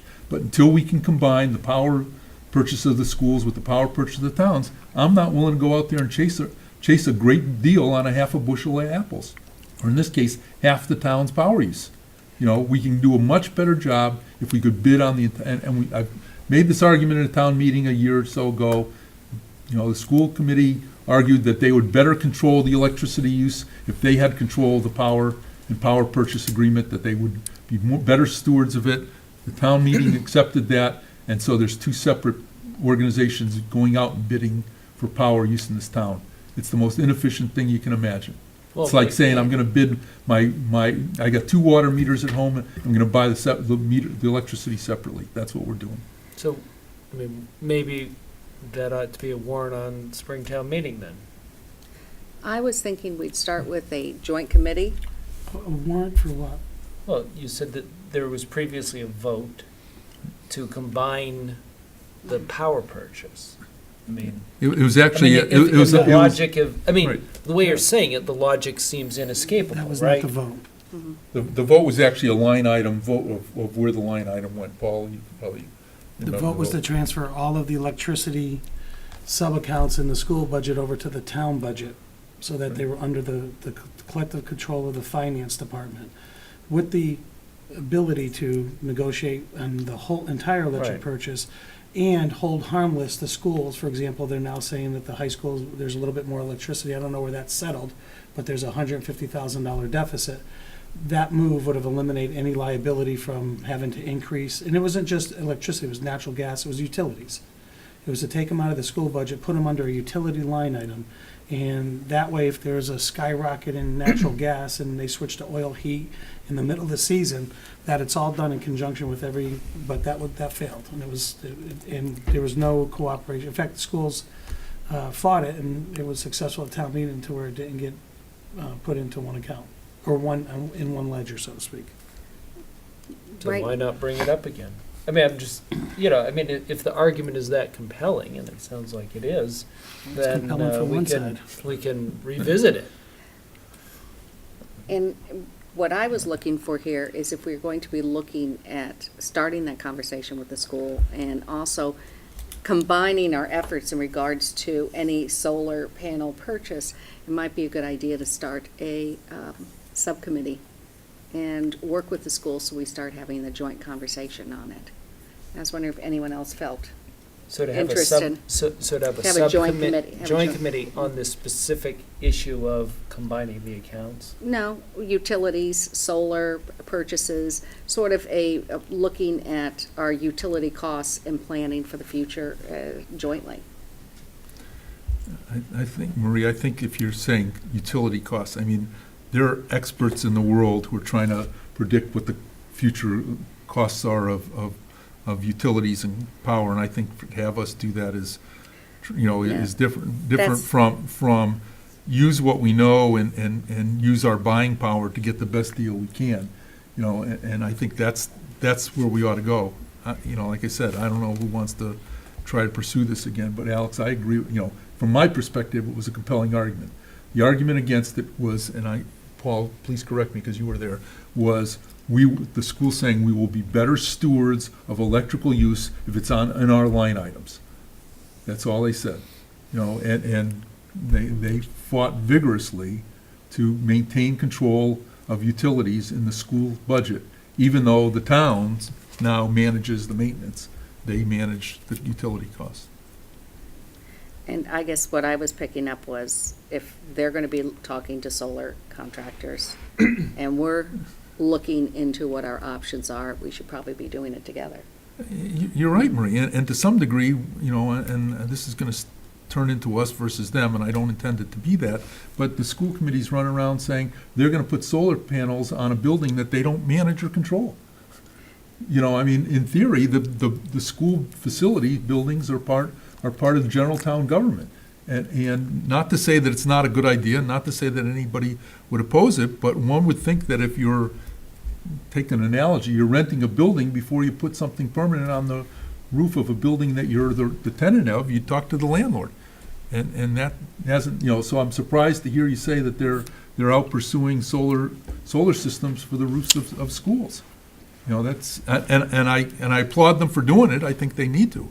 The question is that the best use of the school committee? Is that a core, part of their core function of providing educational excellence to the students of the town of Longmeadow, as opposed to the core excellence of the town of Longmeadow, which is to manage the building and manage utilities? Okay, so I guess there's not a will to form a joint group at this point in time. So we'll move on. I just wanted to mention the electrical aggregates because it really is something we just learned at the MMA, which is a really fascinating concept, which is towns getting together, multiple towns, contracting lower electrical costs for residents and commercial buildings. So there were several booths out there at the MMA, and it all has to do with the credits of alternative energy, and we could take and really cut down the electrical costs of the residents substantially by joining with other towns on electrical aggregates. But that's not something we need to make a decision now. But that should be a discussion we'll start with the other towns. Yeah, I have a couple other items that I'd like to just. sure. Mhm. Put We can down. always put it on the next agenda for looking for a vote. That's fine. Well, one, Mhm. I hate to say this, was after watching the amount of amazing publicity that MetLife got yesterday is, and this sounds facetious, but naming rights to facilities, and which people say we shouldn't do, but it's income, and if we're serious about income, we might want to look at that. I know that, for example, that certain towns have named their auditoriums in their schools after people who've been major donors to the town or provide income for the auditoriums and other areas. The other thing, though, is something going back to an issue that was brought up originally to the select board in about 15 years ago, and that is selling ads on our website. And that it's a potential income source. I think if it opens up the whole ball of wax of management of the website, but one of the issues is, if you sell the ads, you can control the font, you can control the colors they use, you can control the size, you can control anything you want to, and if you have a compelling demographics of people who visit your website, you may in fact be able to generate advertisement from your website if we were so inclined to do that. Just put it on the list. That's all I was trying to do. Anything else on the list we can discuss at future meetings? Marie?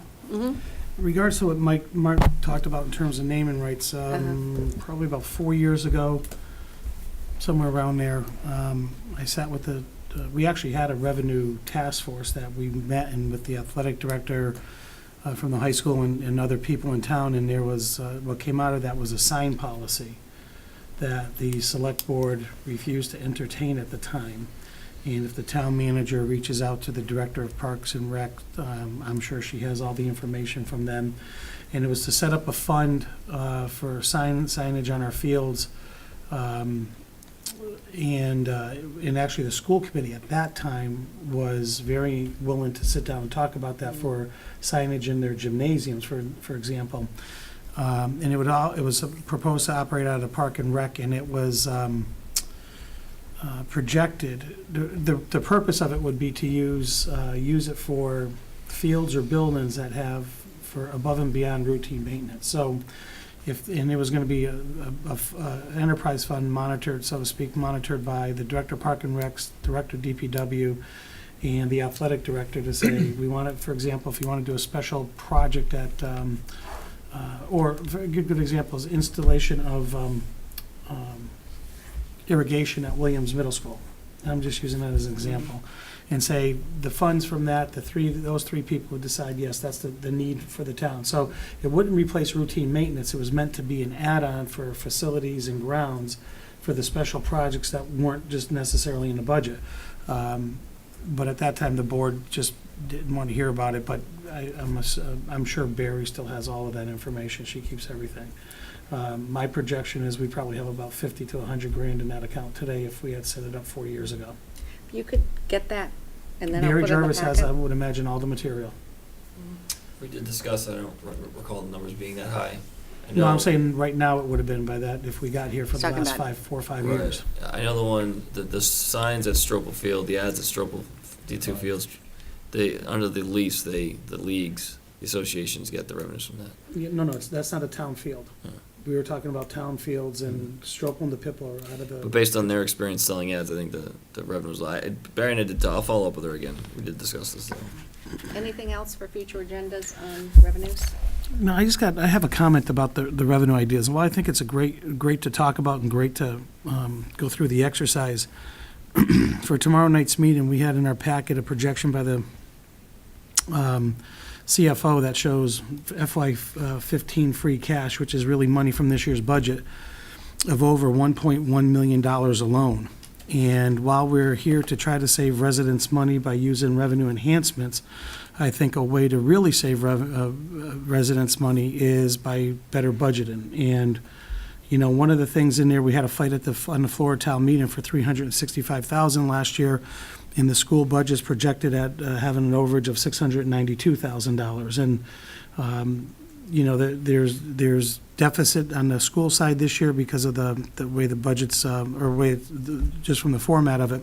But if we really want to, you want to talk about saving the taxpayers some money, we have $1.1 million that, in other words, we taxed for and we didn't use. Now, $125,000 from the cell phone tower, I get it.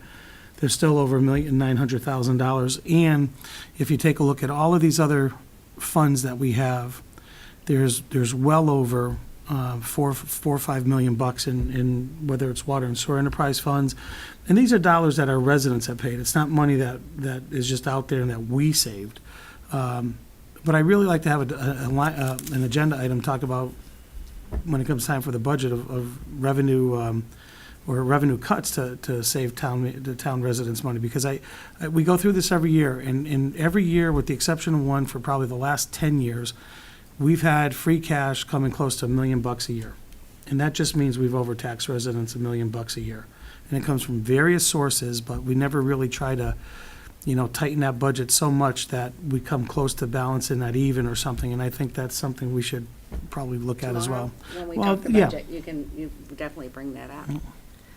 Okay, the next two items were actually two programs that I thought were revenue enhancements, but we were talking, and they do more than just enhance some revenues. And one is the walking school bus safe zones to school. We all received that direct email from, what's the name of the group? Sustainable Communities, I think. And they offer grants. And we've been talking about the crossing guards, and the cost of the program keeps creeping every year. And the walking school bus is a way of more efficiently providing better service in regards to the crossing guards. And the whole concept behind it is organization of families, so that when family A knows that at 8:10 they're at this house and all the kids walk together, and it's supposed to be much safer, There are ways of organizing people. There's now phone apps out there, and it would probably be less time that the crossing guards are out there. If there's problems or emergencies, they're better organized, better communication, and I think it could be a win-win program. And I was wondering if the board anyone on the board be interested in pursuing and being involved with the organization of that, or following the grants that could come through on a walking school bus program. Can I ask why this wouldn't be an issue that the school committee would look at, since it's dealing with school kids in the school day and how to get there and back safely? Well, I would think that we would ask the school committee to be involved with it, but right now, the whole crossing school program, administration as well as payment, is a town project. It's not a school project. It's not on the school budget, and the schools are not involved with the administration of it. I know that, Alex, you've asked for crossing guards to be on the agenda, and I understood there's a report that's coming out, so it will be on the next agenda because the report will be done by then. But I think this would be a way of enhancing the program that we don't have currently. So that's why it's here and not on a school committee. Oops, sorry. If I may, I did do a Safe Routes to School grant program in Lancaster, and I can certainly coordinate the grant application for one here, and then if we are successful in getting a grant, a committee that would review the issues and, would meet, I think, on a monthly basis for, I want to say, almost a year, and kind of go through things. There's four ways that Safe Routes to School helps create these pathways. It's the encouragement approach, which is basically raise awareness, use events and contests to stimulate interest in walking and biking. It's the education approach to teach student, bike safety and also driver education campaigns. There's the engineering approach, which looks at intersection configuration, things like that. And then there's enforcement, which is obviously enhances local law enforcement's, to ensure compliance with pedestrian safety rules. So it's a good program. I think it's a good fit for Long Meadow. I don't know if we've received a Safe Routes to School grant in the past, but we are actually looking into it already, and we'll certainly bring that forward at a future meeting. How much are we talking? It's usually grants? pretty small money. Yeah. The first one is small. The planning grant is pretty small money, but then you can be eligible for larger sums depending on which one of the approaches you want to take. I spoke to a young mother in town, and I told, because my kids are all graduated, what she thought of it, and she thought it was a nice idea because the time one of the sick children is ill and she's sending only one child to school, she ends up driving that child because she's uncomfortable with them walking or riding by themselves. And this way to be coordination, and there would always be kids together. So you might actually have less drivers driving to school. Yeah, the walking school bus is an offshoot of Safe Routes to School, and it is, like I said, it's a good idea, and I think it would be a good fit for Long Meadow. I'll happily report on that at a future meeting. Any questions? I mean, I actually have to contend with the challenge of getting small children to school every morning. And I love the idea of walking and biking, and I've said that before. The only concern I would have is that if we're doing anything to make it more difficult for parents to get kids to school, so for example, if it means to do this walking school bus, you have to have a kid out there 20 minutes earlier. I'm not sure that's necessarily what residents are looking for. And I definitely don't want this program to be sort of a substitute for us adequately staffing the crossing guard intersections. I mean, my view on this crossing guards issue is that we have an incredibly cheap way of getting kids to school. There are so many school districts in America where every last kid has to be bused as a matter of safety. Even if you're 400 yards from the school, you got to be bused because that's what they want to do to make sure kids are safe. We're dealing with very minor issues here. We just need to hire a few more crossing guards. We need to pay them a little bit more to make sure that we have enough. And I just don't want this to be a diversion from what I think is that central issue. And, the other thing about the crossing guards is I don't want it, to me, this is a short-term issue as well as a long-term issue.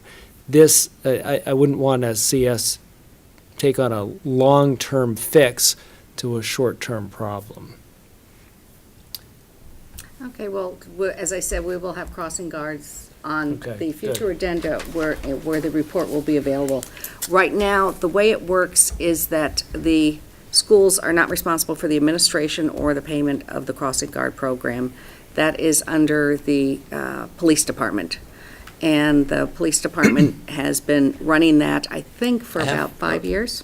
I have a report on Oh, the you crossing do? guards in the packet. Okay, I thought we were doing the No, report. there's a report on the town manager's report. Oh, there is. Okay, so I'll wait till you get to that. All right, the next thing is Regrow Longmeadow. And Regrow Longmeadow is, I had a meeting with Peter Bouvier of the Tree Committee, and he took me down to meet the person who is in charge of Regrow Springfield. And it's a great program, and it ends up that the gentleman who is in charge of Regrow Springfield did his master thesis in Longmeadow in deciding what trees should be planted under the wires.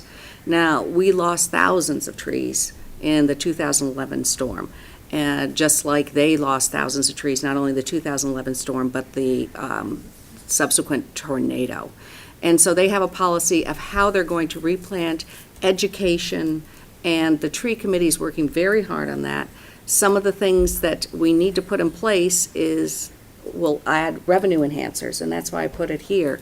And that is, it's a recommendation that we form a 501c3 nonprofit for people to be able to contribute to the nonprofit in order to plant trees, that a plan starts to be developed, and also that it was recommended that there's a line item in the budget for specifically planting trees. Because until you have a regrow program in the town, it's very unlikely that you will really be able to organize and move the project forward like it needs to.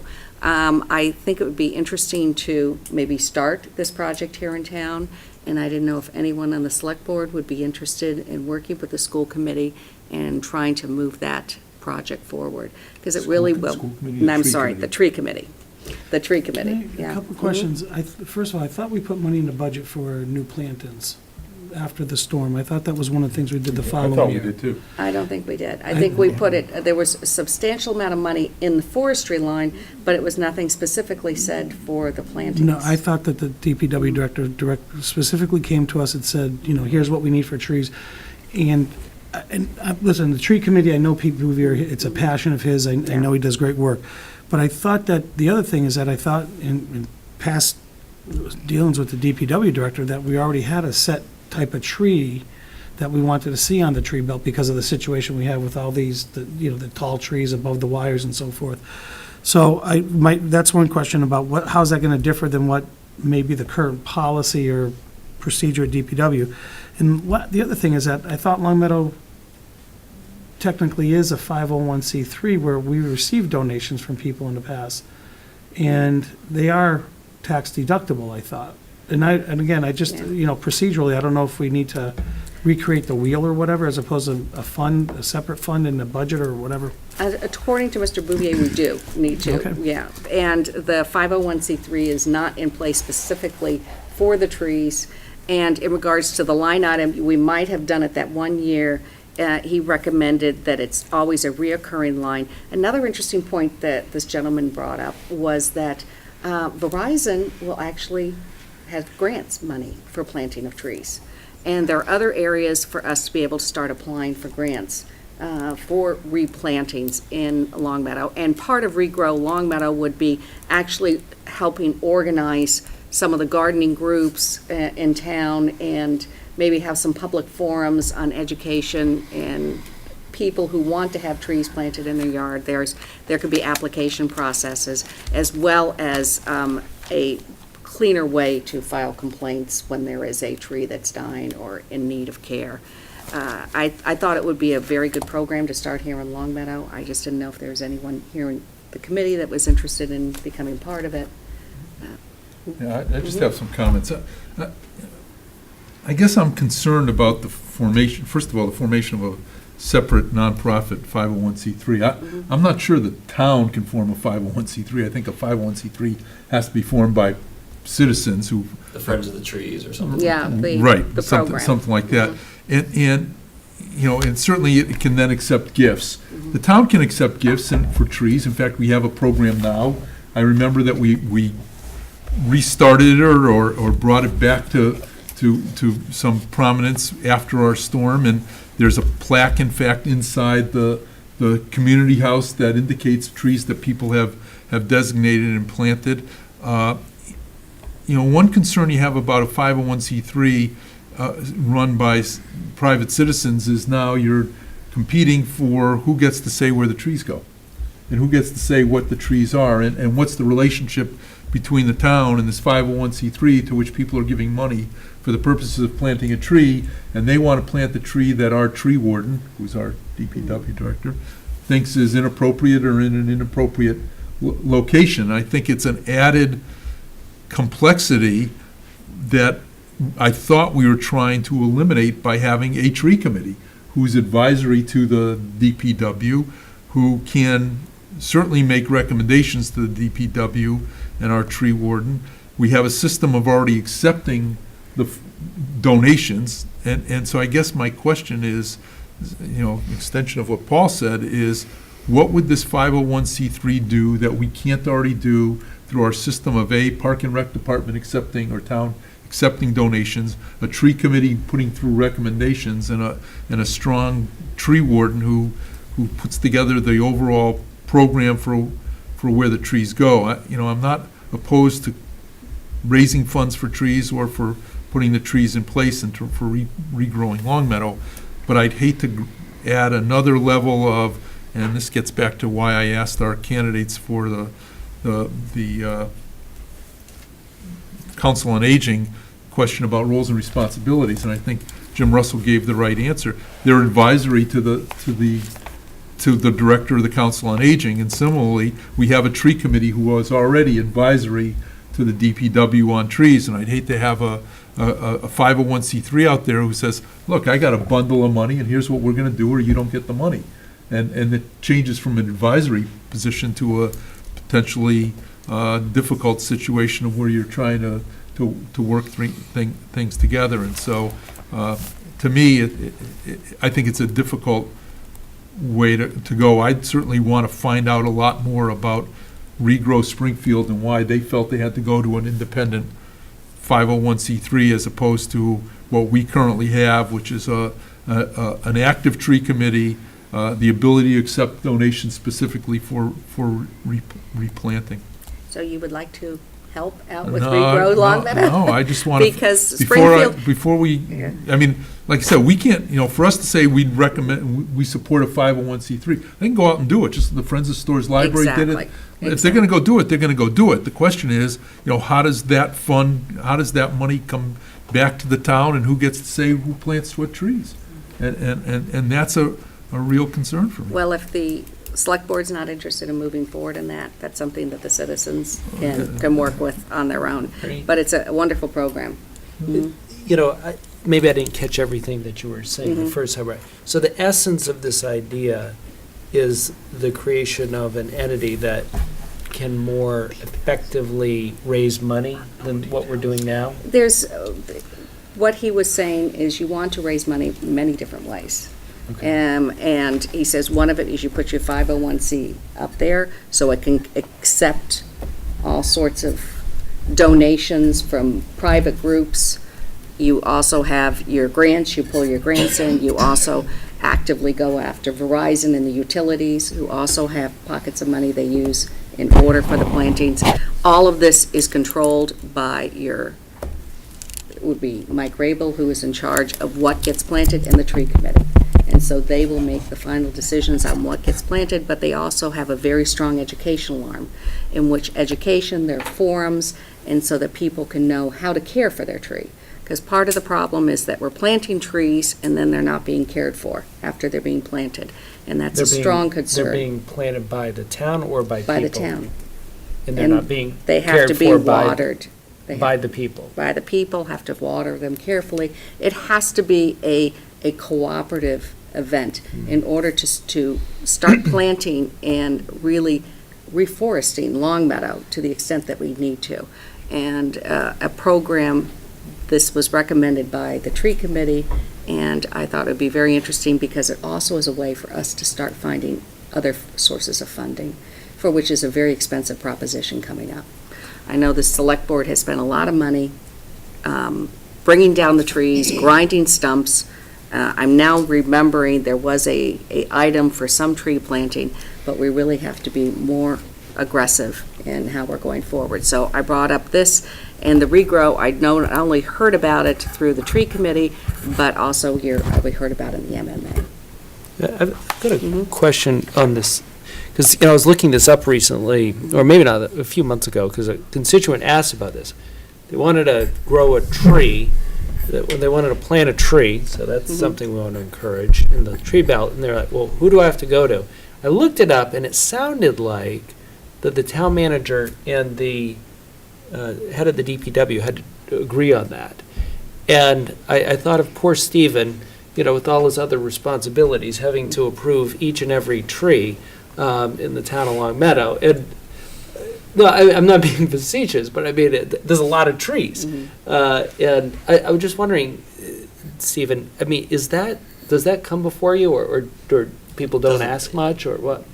The trees, planting a tree in the tree belt is similar to putting any other object in the tree belt, like if you wanted to put a decorative lawn jockey in the tree belt. The town policy dictates it requires town manager Right. or select board approval to put objects in the tree belt, and we've always considered trees as a part of that.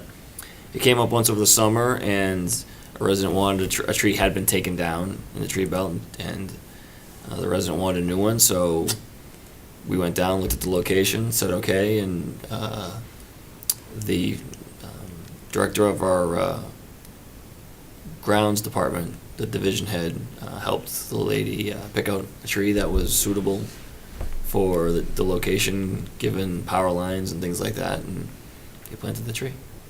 So, on my street, for example, actually, in front of my house, there was a tree taken down, and a few on our street.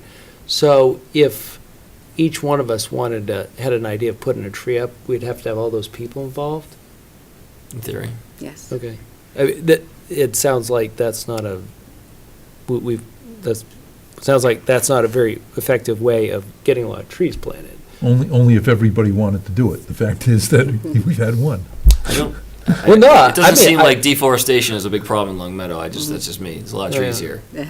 No, I think people do get There were a lot more paralyzed. 4 years ago. Yeah. Right, but I mean, I think we are also a Tree City USA, and I know that the Tree City USA program has a lot of strings attached to it.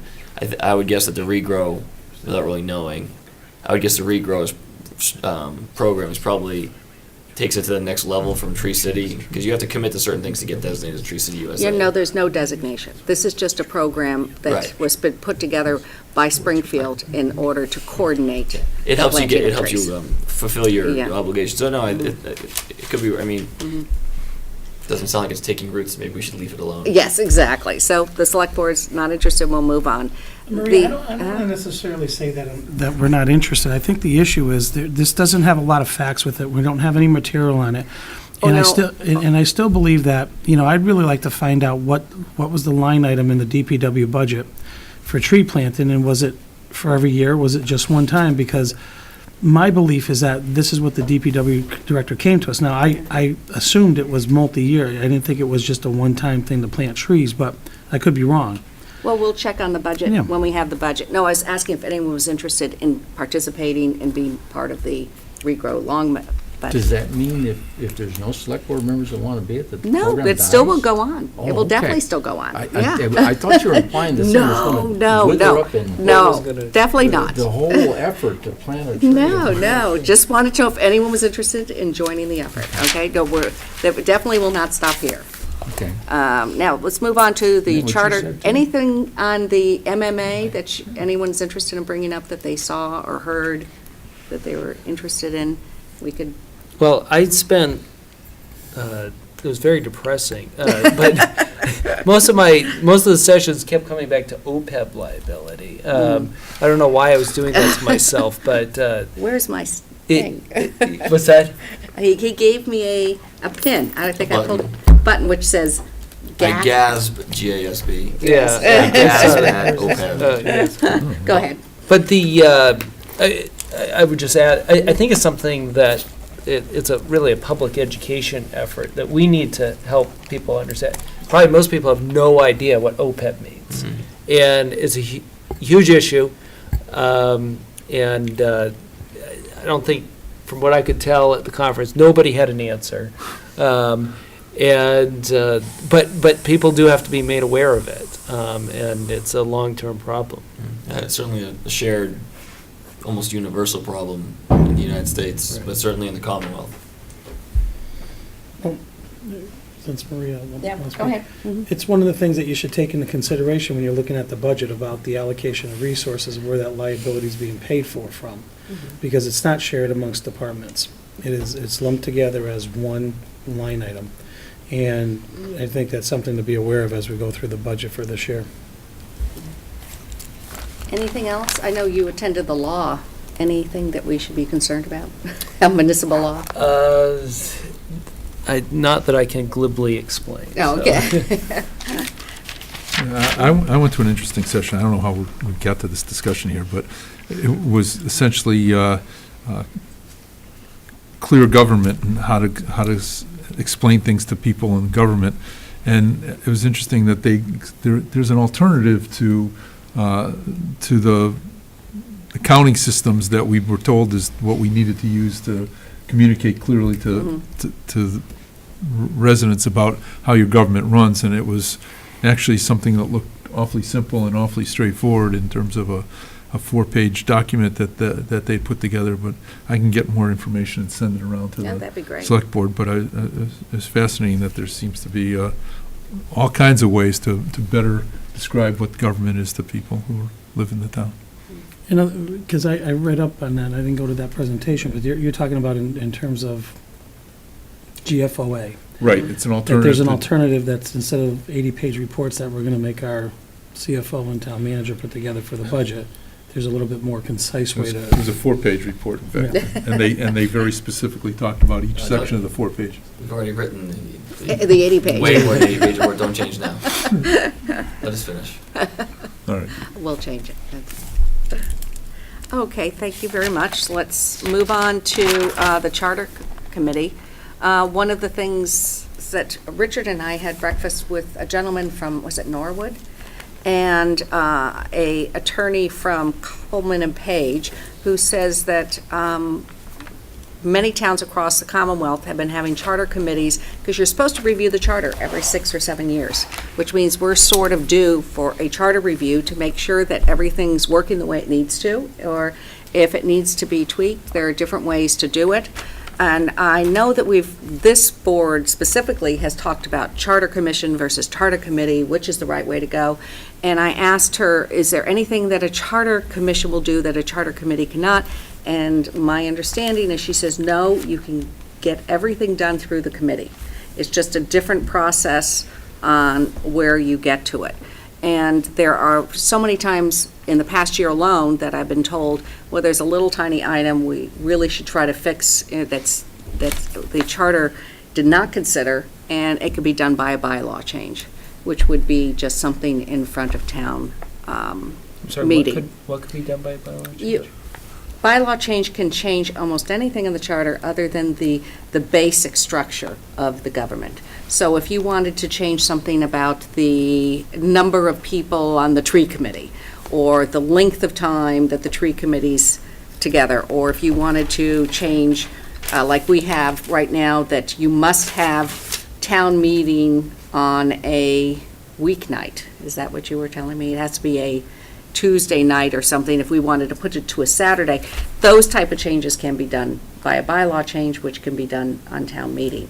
But what we really want to do, or if we need to do anything, or I think the Charter Review Committee would be one that would just look at the whole thing and see how it's been working and growing, because it's its own organic entity, I believe. and how it's working back and forth and where we might need to make some changes. And I want to know if the select board is agreeable to the idea of, I put down charter committee, but I would say charter review committee. Can I being just, put that is the together. 100%, or 180 degrees opposite of what Dave Martell told us, and we talked about this last year. Mhm. 180 degrees opposite, that there weren't things that you could affect by bylaw, that you would have to have, there was a charter committee and a charter commission to review the charter committee, to establish a charter committee, and I'm trying to remember, David's basically said, if they recommend a change, Mhm. then it still has to go to a charter commission. So his words were that you can have a charter committee, but if they recommend some sort of change, it would still have to go, you still would have to go through the process of a charter commission. And I don't think I'm misremembering.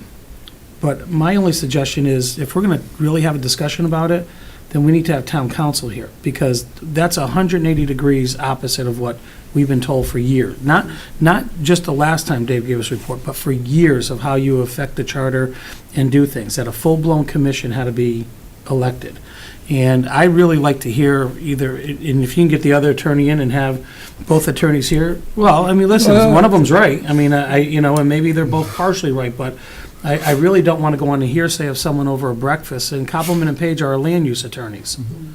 I mean, we already utilize their services on one end of the spectrum, so I'm not going to doubt the person of what they told you. I just doubt it based on what Dave Martell has said for a number of years now. Well, I think that what's happened is that the charter reviews, committees that have been occurring across the Commonwealth have discovered ways of, which we have not been doing, discovered ways of streamlining some of the changes. A major change, my understand, if you are going to change the composition of the select board, if you're going to change the number of years of a term, whether you're going to change the hiring and firing processes of town manager, that will all have to go in front, it will have to be on the ballot, and then it will also have to go through the state legislature. So, but getting to those two steps, if that's where the charter committee decides they want to go, then we can decide where we're going from there. But I'd be glad to have Dave come in front of us again, and also to get this woman's opinion, but we would not be using this other attorney, we'd be using Dave. No, and my only point is that I understand what the person may have told you over breakfast, but we've asked this repeatedly from our town council. And I think that the issue is not whether you want a charter committee or a charter commission, but do you want to reevaluate the charter and with the pluses and minuses? Because again, if there's going to be some significant changes coming out of the charter committee, or recommendations, I should say, then you have to go to a charter commission anyway. And I think that starting with the charter review committee would not hurt the process, because right now we could get a charter review committee up and going in the next, of course, I'm always optimistic in my timeline, in the next 30 days. And then if that committee, after working for 6 months, decides they really want to, that they feel that the best way to go is with a commission and everything else, then we would But still that's be able not to their do it. decision, that should be our decision about whether you have a charter review commission, not a committee that will then take a look and make recommendations. And, I mean, leave it up to the voters. I mean, that's the whole idea, that if we believe that you should have a review, we should have a review of the charter. And I've been saying that for years, okay? Years I've been saying it for, because you have to look at the good and bad of it. Right, every And- charter should be and reviewed. the way to every do it, six- if you're going to yeah. do it the right way, is have it done fully, so that the whole thing is vetted. And then leave it up to the people at town meeting about whether or not they want to support that. Because to have I think the issue with setting up a review committee, and again, you're saying you might save time, I think it just delays things. Because it's either you want a charter commission, you have a ballot coming up in June, and you can establish it and get everybody out there and let them go and apply for it and get on a ballot. Or have it at town meeting, I should say, and go forward from that. If you're going to do it, I just think you need to do it the right way, which is the whole way, Okay. and looking at it. What's everyone else's view on a committee versus commission? Yeah, Well, Paul's got a good point. Now, my recollection was similar to yours, Paul. That's why I was quite taken back when we heard this lady speaking. And it really wasn't, I know you said hearsay, but it really wasn't hearsay because we asked her very direct questions. Because it also struck us as being odd when she was talking to these people and said that she has ran through many charter changes in the Boston area with many different towns. And she may, I don't see it's possible, she could have misquoted. We asked her, she said, we can do it with either a commission or a committee. And she said, because it still goes to the vote of the community. And that is not what we were told before, I agree.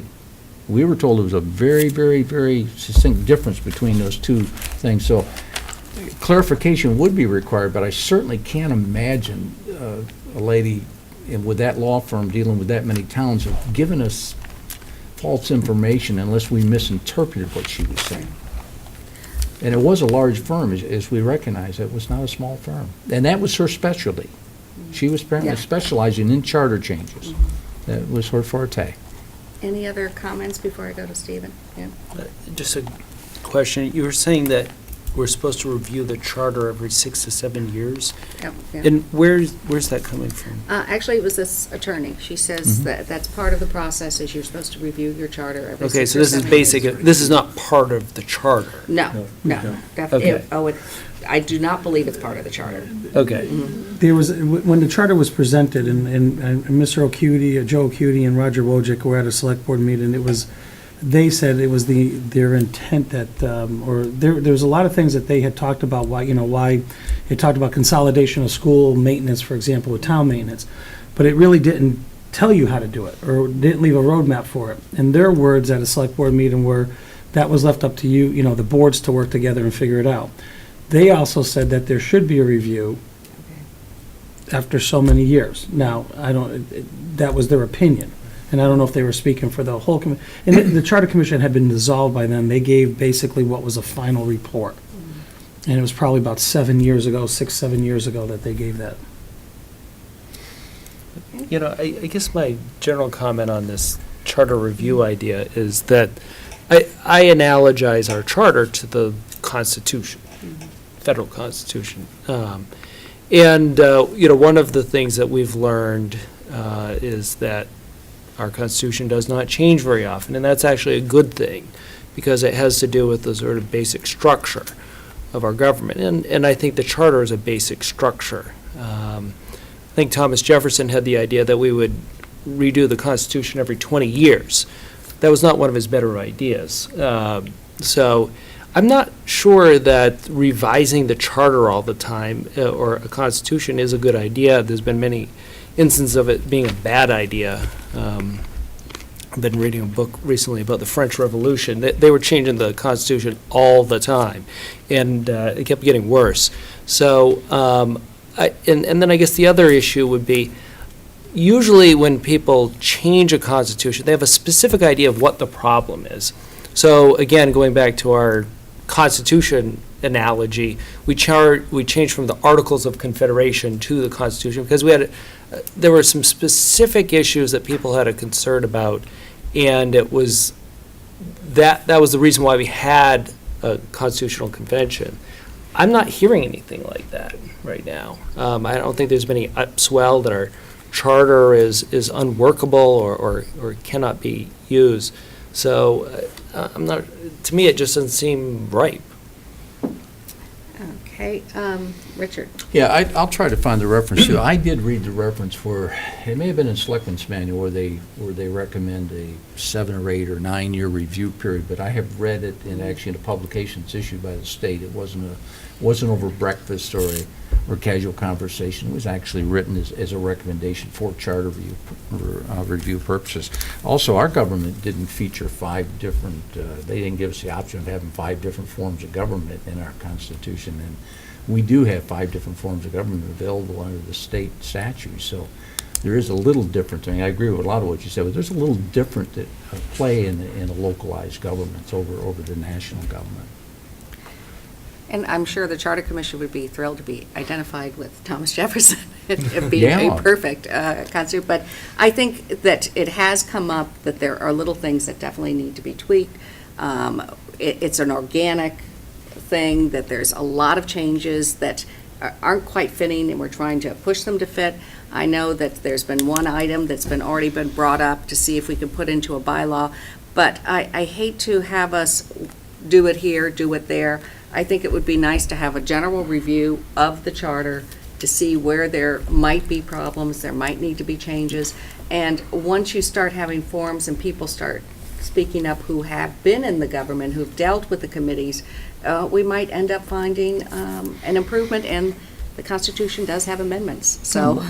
One quick question. There was, and I think we can verify this, this board has never rescinded an order that they approved about a year and a half ago that a committee would be formed. That's true. So there was a vote Yeah. that a committee would be formed, and they never followed through with that, with the formation of that committee.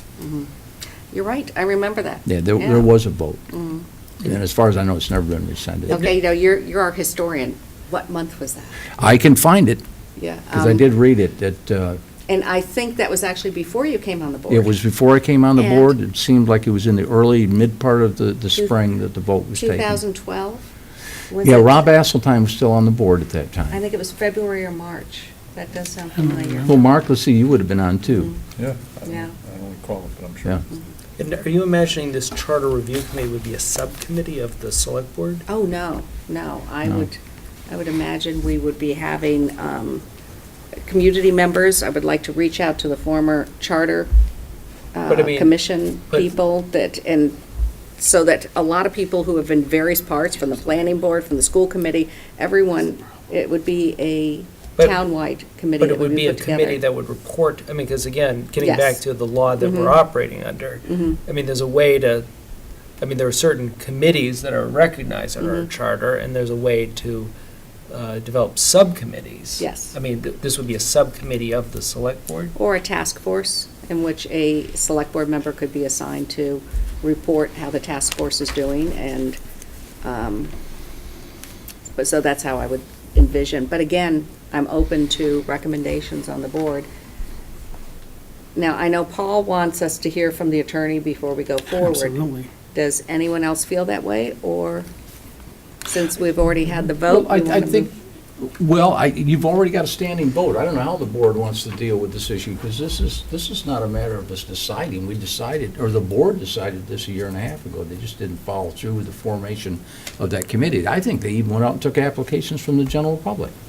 There- I Well, know Paul there was Yeah. at least one application, I remember. And that was, That's I true. think there was one. With just one? Okay. It's going to be a large committee. So you're saying I don't even need to look for a vote, I can just go out and start?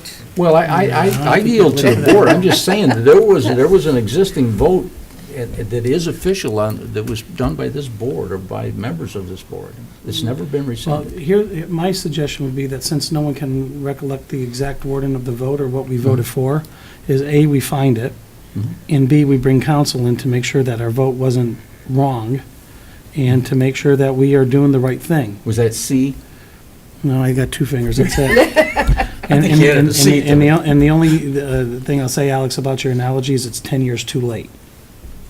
Because there was a charter that changed the charter. So 10 years ago, you should have, that speech would have been good. Oh, It I was a see, because charter we that changed the something. charter. So we will put this on for on the 18th. Can you remind me, Stephen? And we'll talk to Dave Martell. And also, if anyone from the town has an idea of how we should form this group or what your recommendations are, please send us emails. We'd appreciate it, because it is a major event for us to sit down and review the charter. We want to get it right. Thank you. And moving on, we had many starts and stops also with the town manager evaluation process. I had sent out an email asking everyone to have the form that we all voted on, I believe back in June, completed by mid-February. And then I recommended maybe we should have it for this meeting. Now, no one's responded to me and no one's done the form. I did get a I phone did call. respond to you. Huh? I did respond. Oh, yeah, you said I had no right to request the form to be completed. Without a responded. discussion of the board. Yeah.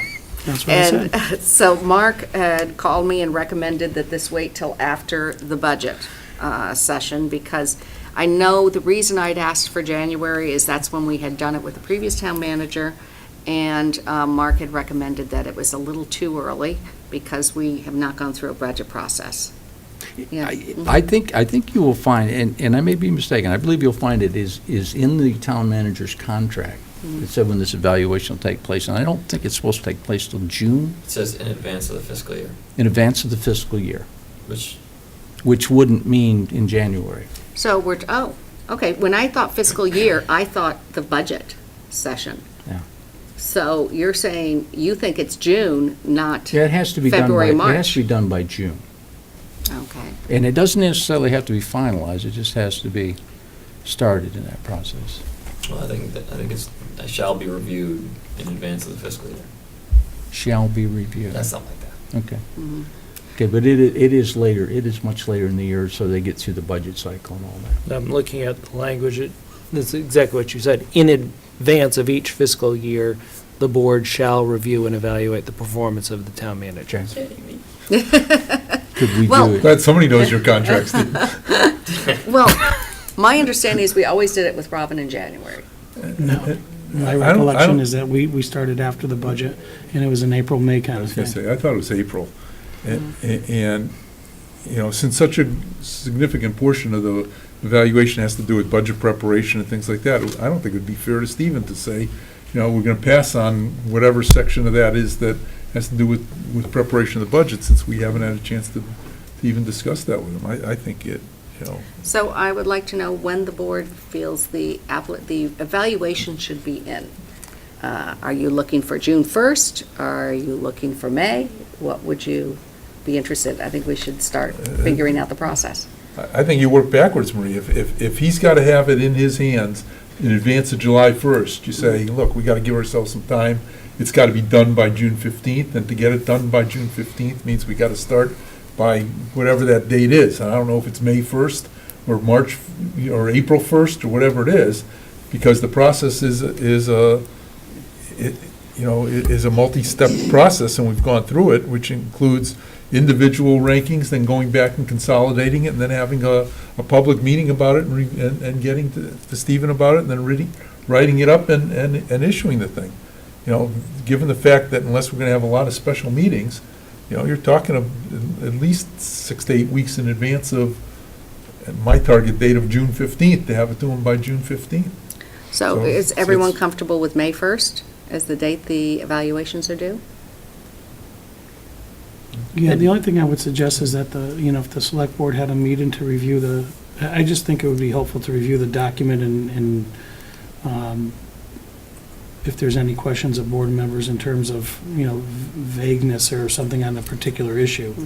It's already been approved. I just don't think a refresher would hurt sometimes, before we submit it. Let's pinpoint. So May 1st is all right for the date that the evaluation's due, and then we Sure. could have a meeting before then to discuss the understanding of the form. Is it Stephen? budget submission or budget approval?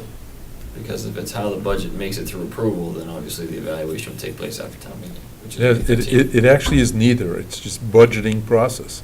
Okay. You don't get judged on whether the town meeting approves the budget or not. Thank God.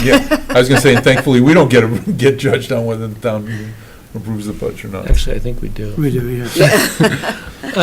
Well, also his presentation. I mean, you make wonderful presentations, so.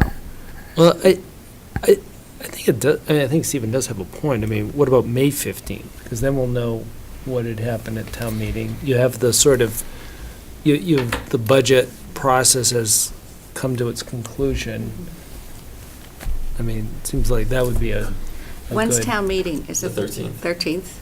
Okay. Well, let's look at the calendar. Well, we're all going to be very busy around the time, so why don't we say the 19th? And that gives everyone a weekend. So we'll say, is everyone comfortable with May 19th when the evaluations are due in? And I will have a meeting. Marie, just remember that the onus falls on the chair to consolidate 5 Yeah. separate evaluations. I'm not going anywhere. I'll be around. That's fine, but you're giving yourself literally simple. 7 days to get it done. Wait a minute. Oh, what do you mean? If you're saying now, May 19th, when everyone has to get them to me? Right.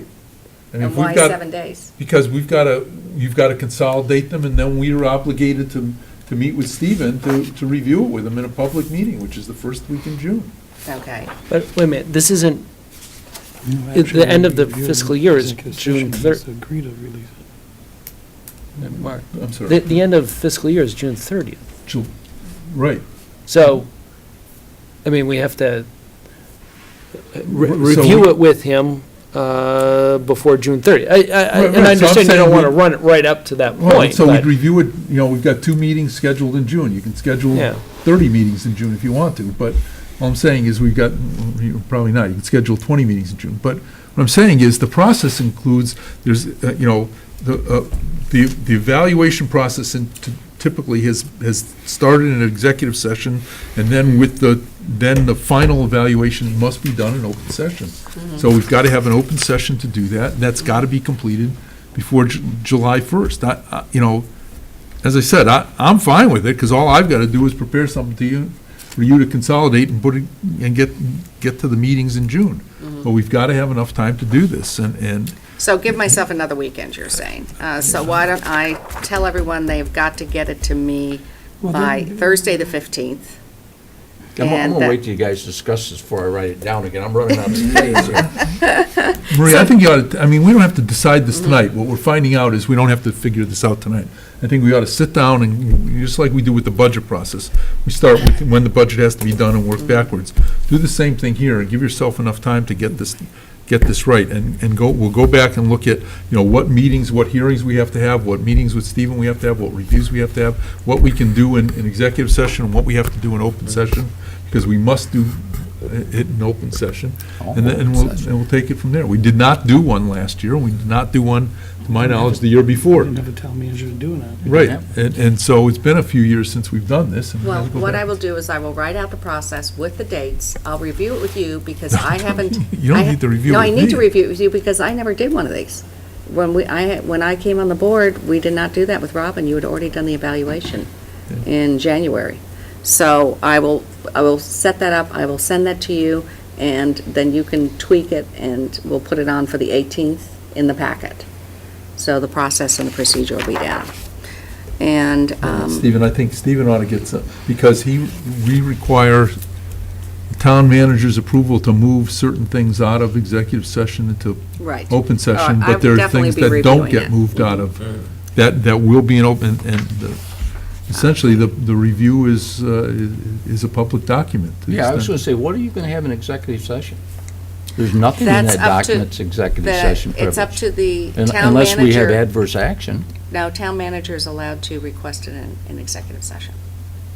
I didn't think, as a that- matter of contract. it's a public Yeah. document. No, my understanding is, I checked with Dave, we will check with all the details on this, and I'll let you know, but my understanding that is an option Okay, up well, to the then, would the employee. town manager like to express his desires now so we can plan No, appropriately? I will. All we're trying to do is land a date on a calendar. I know, I know. They reserve the right But to. they're the ones that To- floating now, you're another variable. If I, the only thing I'd say is, now that the board's had discussion, in terms of the timing of it, it's, now that the board has a sense of the 30-day window that you're looking to land it in, I just would recommend that the board allow the chair and the vice chair and I to just work out the schedule and Yeah. not come back and debate this all over again and save ourselves a little meeting time, because we Yeah. do have a lot of issues that are coming up in coming meetings. Now that we know that we're going to be sometime end of May, beginning of June. Well, my question would be is, why do we have to have a meeting to pick a date? I mean, the review is the review. No, I just said I'll be sending it in the next packet, so Yeah, everyone will and know. quite frankly, I think the question should be to our labor attorney as to, because the process has already been done for, we've had 3 reviews in this format, in this particular format, and they've been done and executed properly on the advice of the attorneys of how to handle it. And I think it's a simple phone call to our labor lawyers. I think he's sitting in the hallway if you want to ask him. Oh, no, we will work this out Okay. and then get it. We don't need to fill more time. All right, so I will follow up with something in the packet. Town manager reports. Anything? Yes. I did submit a memo updating on the crossing guard issue. I know it's something we've talked about. We do have an issue with the program. I think I laid that out in a previous correspondence. I think we have approached the school department about kind of reconfiguring the program. In many communities around us, the schools actually administer the program, and there are good public policy reasons why that happens, but traditionally it's been administered by the police department. You know, the schools and the general government side partner on, you know, human resource functions and IT functions and many other things, and I look at this crossing guard program as sort of the next one that we can work out pretty easily. So we're in the process of developing a proposal that we'll make to the school department to kind of, you know, discuss this issue further, and they've indicated a willingness to, you know, continue the dialogue on it, which I'm pleased with. You know, we do have, out of 21 crossings, there's 1.5 that are empty, and which really is not that many. In fact, we have many more crossing guards than we used to, mostly because parents request to have one individual, you know, the intersection that their kid crosses at, they want one, so they request a select board. The select board says okay, and we've, you know, absorbed those costs. The police department has absorbed those costs and expanded over time. But as I laid out, it's getting more challenging to find and retain people. It's got a 30+% turnover rate, which is exceptionally high. I think that really is largely tied to the wages and also having to be out there for, you know, in cold weather and in inclement weather is when you need it the most, and that's, you know, it's really not that great a job on those days. So we are working on it. I do acknowledge Alex's comments that we don't want to let the great be the enemy of the good in terms of timing. So if we had more intersections, like if there was a third of them that were empty, we certainly would be moving more aggressively, but we still want to do the good public policy work of making the program sustainable long term. And then I just have a brief note. One of the MMA sessions that I attended was about regional dispatch. I've reported on this before, and I just wanted to give the board an update that we are identifying some next steps just to, you know, we're not obligated to do anything. We're just looking at what are the next steps if we want to do this. The state is really encouraging these regional dispatch centers. Their funding, in terms of priorities of funding for equipment and upgrades to buildings and things like that, it pretty much boils down, if you're not becoming a part of regional dispatch, it's much more difficult to get funding. So we want to be able to quantify that as a part of the next round of analysis. So, that's it. Okay. Any questions for Stephen? Yeah, Stephen, I met an individual who's working on the regional dispatches for some towns, and he was saying that Boston is not necessarily looking at small towns as efficiencies, meaning us, Wilbraham, Hamden, East Long Meadow, in that they're really looking for the massive consolidations of cities, you know, bigger entities. In doing this research, have you seen anything like that where it's a negative for the small communities to get together, but more, in other words, what you're saying is they'd rather see like our group with the Springfield, for example, as opposed to just our group? Is that, have you seen any of that? No? No, To be honest with you, I've actually seen, I don't want to say the opposite of that, but we've been meeting with the state E911 office, which is the group that, you know, the funding for all this stuff, which is, what's great is it's the statute says it shall be funded, and it's funded by a 75-cent surcharge, I think, on mobile phones. So it has a recurring funding stream that's reliable into the future. And E911 folks have talked to us, they're encouraging us. To some extent, the biggest barrier to these things being established are really the personalities of the towns and the individual chiefs who really don't want to give up turf or are uncertain about the changes or possible, you know, losing employees to a consolidated center. The folks we're working with are all, I think, on board conceptually, which is why we're able to move this project ahead. There are some smaller towns that are latching on to larger cities.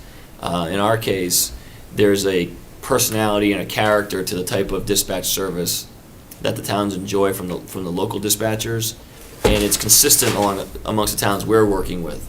So the personality or the method of dispatch service you get, you know, we're a more community policing oriented dispatch, where if you call about, you know, the cat in the tree or something like that, it's not, like a big city where if someone's not, seriously injured, it kind of goes to the bottom of the totem pole. The smaller towns really have that same kind of method and personality, and so that's what makes the partnership we are in, as well as some of the ones that are now the successful models that presented at that session at MMA. They're all communities that are similar in profile. So that's not to say other communities couldn't enter the thing. One of the good things about these regional dispatch centers is because of technology, towns can come in and join with really no, really without really missing a beat. I mean, the reason to drive this is because, again, the state is really prioritizing their funding towards regional dispatch centers, and the demands of dispatchers and the qualifications you need to be one are going up. They're going to continue to increase based on everything we've seen. And the level of technology that you'll need to have is also going up and becoming more expensive. And so rather than Long Meadow having to spend $500,000 on a certain type of antenna or radio equipment or computer equipment, and then Wilbraham having to spend $500,000, combined the one REC, the Regional Emergency Communication Center, it spends $500,000, so the costs for everybody else are avoided. So to me, it's one of the more exciting things that we have in terms of not necessarily revenue generation, but certainly cost reduction and avoidance. Some of the ones that would be similar to us are fairly new, and they haven't affirmatively reported cost savings necessarily, but they are breaking even and providing a much higher level of service to the communities, and that's what's kind of exciting. They do think they will save money on it, but they haven't been through enough cycles to demonstrate that. But breaking even and having a higher level of service is as good a reason to do it as any. Thank you. You spoke to Senator Canderas' office about helping you with some initial consulting, and have they responded yet? They have, and there are grants available for just about every phase of this, and so we'll be pursuing a grant that's due in April to really do some technology studies, not necessarily a feasibility study, because that always sounds like something that you're not going to get much out of. These are much more direct. Where could it go? What technology would it need? How would the model work? Would it be an independent agency established by like a home rule petition, or would it be a host community then employs all the people, and the other communities just pay, a fee at the end of the year to the community? I mean, there's different ways to do it. So, and again, we're not committed to doing anything on it by pursuing this next round of funding. It just really is to answer a lot of the questions I think we all have. What would it look like? How would it be organized? What would it cost? What would we save? I mean, these are the next round of questions that need to be answered. Okay, thank you. All right, so I'm looking for a motion to move into executive session Not to return. and not to return to open session. I'll make a motion. I just wondering if you want to go, if I could ask a question prior to that. Oh, And as okay. Mr. Grant at the beginning of the meeting made a comment talking about the casino negotiation, and just to reiterate, your response was, we're going to do that tomorrow? No, I said we would settle the date, and I had to go back and look at my All right. emails. I haven't looked at them. If we're talking about future dates, let me see. All right, What the that's- last agreement with everybody is that, let's see. We were looking at Thursday after the CPC meeting. That was the last discussion I had with you, Mark. Yeah. But I knew that would be fine with Richard. I wasn't sure about Alex. What does Thursday night look like for you? Thursday, I think I told you I could. Yeah, see, that's why I had to go back and do the diagram What and figure time? who's on first, second, and third. What time on Thursday? Well, Thursday, it's 7 o'clock, the CPC, or 6, when is the public meeting? See, I could do this without, For CPA, I CP. believe it's at 7 PM it's 7 PM Pretty sure it's, here. here, so I probably would be looking at 8:30, or we could do Friday. Do you have Either a one. preference? Either one. Oh, you are available on Thursday then? Yes. Oh, okay. I don't have any problems with Thursday anymore. Oh, you don't? Okay. All right, so why don't we look at Thursday at, I won't be there. I remember you saying nothing would work good for you this week. So why don't we say Thursday at 8 o'clock? Will that give us enough time for the comments with the? I don't know, Night? it's not our meeting. At night? Yeah. Or would you prefer Friday? I prefer an earlier time, but, Well, because we want to attend the 7 o'clock CPC meeting. So it's either that, or we could do Friday at, let's see, What's the appreciable difference between Friday and Monday night? Since no, absolutely nothing. Want to do Monday? Yeah, I'm not available Monday, but you can do it without me. Why don't we, Thursday, why don't we do Thursday at 8? We'll make it fast. no, if I can't We- be here, I just won't be here, you know, that's all. Oh, you're not going to No, be able to be I'm here? not saying I can't. I say. Well, if do you something prefer comes- Thursday or Friday? No, I just set a time. Oh. Just set a time and go. I think set a time. Okay, 8 o'clock on Thursday then. Fine. And we'll see if we can have this extra room here, Okay. down here. Elvis will be Okay. there. And then I also wanted to ask everyone if they are available on Thursday, the 20th. I'm trying to get a joint meeting together for CPC to make a presentation, and so I was looking at Thursday. You can all email me back. I'll be sending you out an email on that. Marie, I'm just going to tell you that I have my Monday night set aside for select board meetings, any kind of meetings. During the week, my business is busy, especially at this time of year, Tuesday, Wednesday, Thursday, and Friday night, so count me out for anything other than a Monday. Okay. Unfortunately, I think that Dr. Metz is not available, and I wanted him to be able to make a presentation. I'll check with him again, but it might have to be on a Thursday. Any other questions? Okay, a motion for, I'll move we adjourn to executive session, not to return to open session for the purposes of contract review. I believe that's what it's for. Second. mhm, Is that what you said? yes. Second. mhm. Roll count, aye. Okay, let's wait a minute. Paul, No. Mark, Yes. Marie, Yes. Ellen, Yes. Yes, Reggie. yes. Okay. Thank you very much for What are we joining. meeting on? What are we meeting on?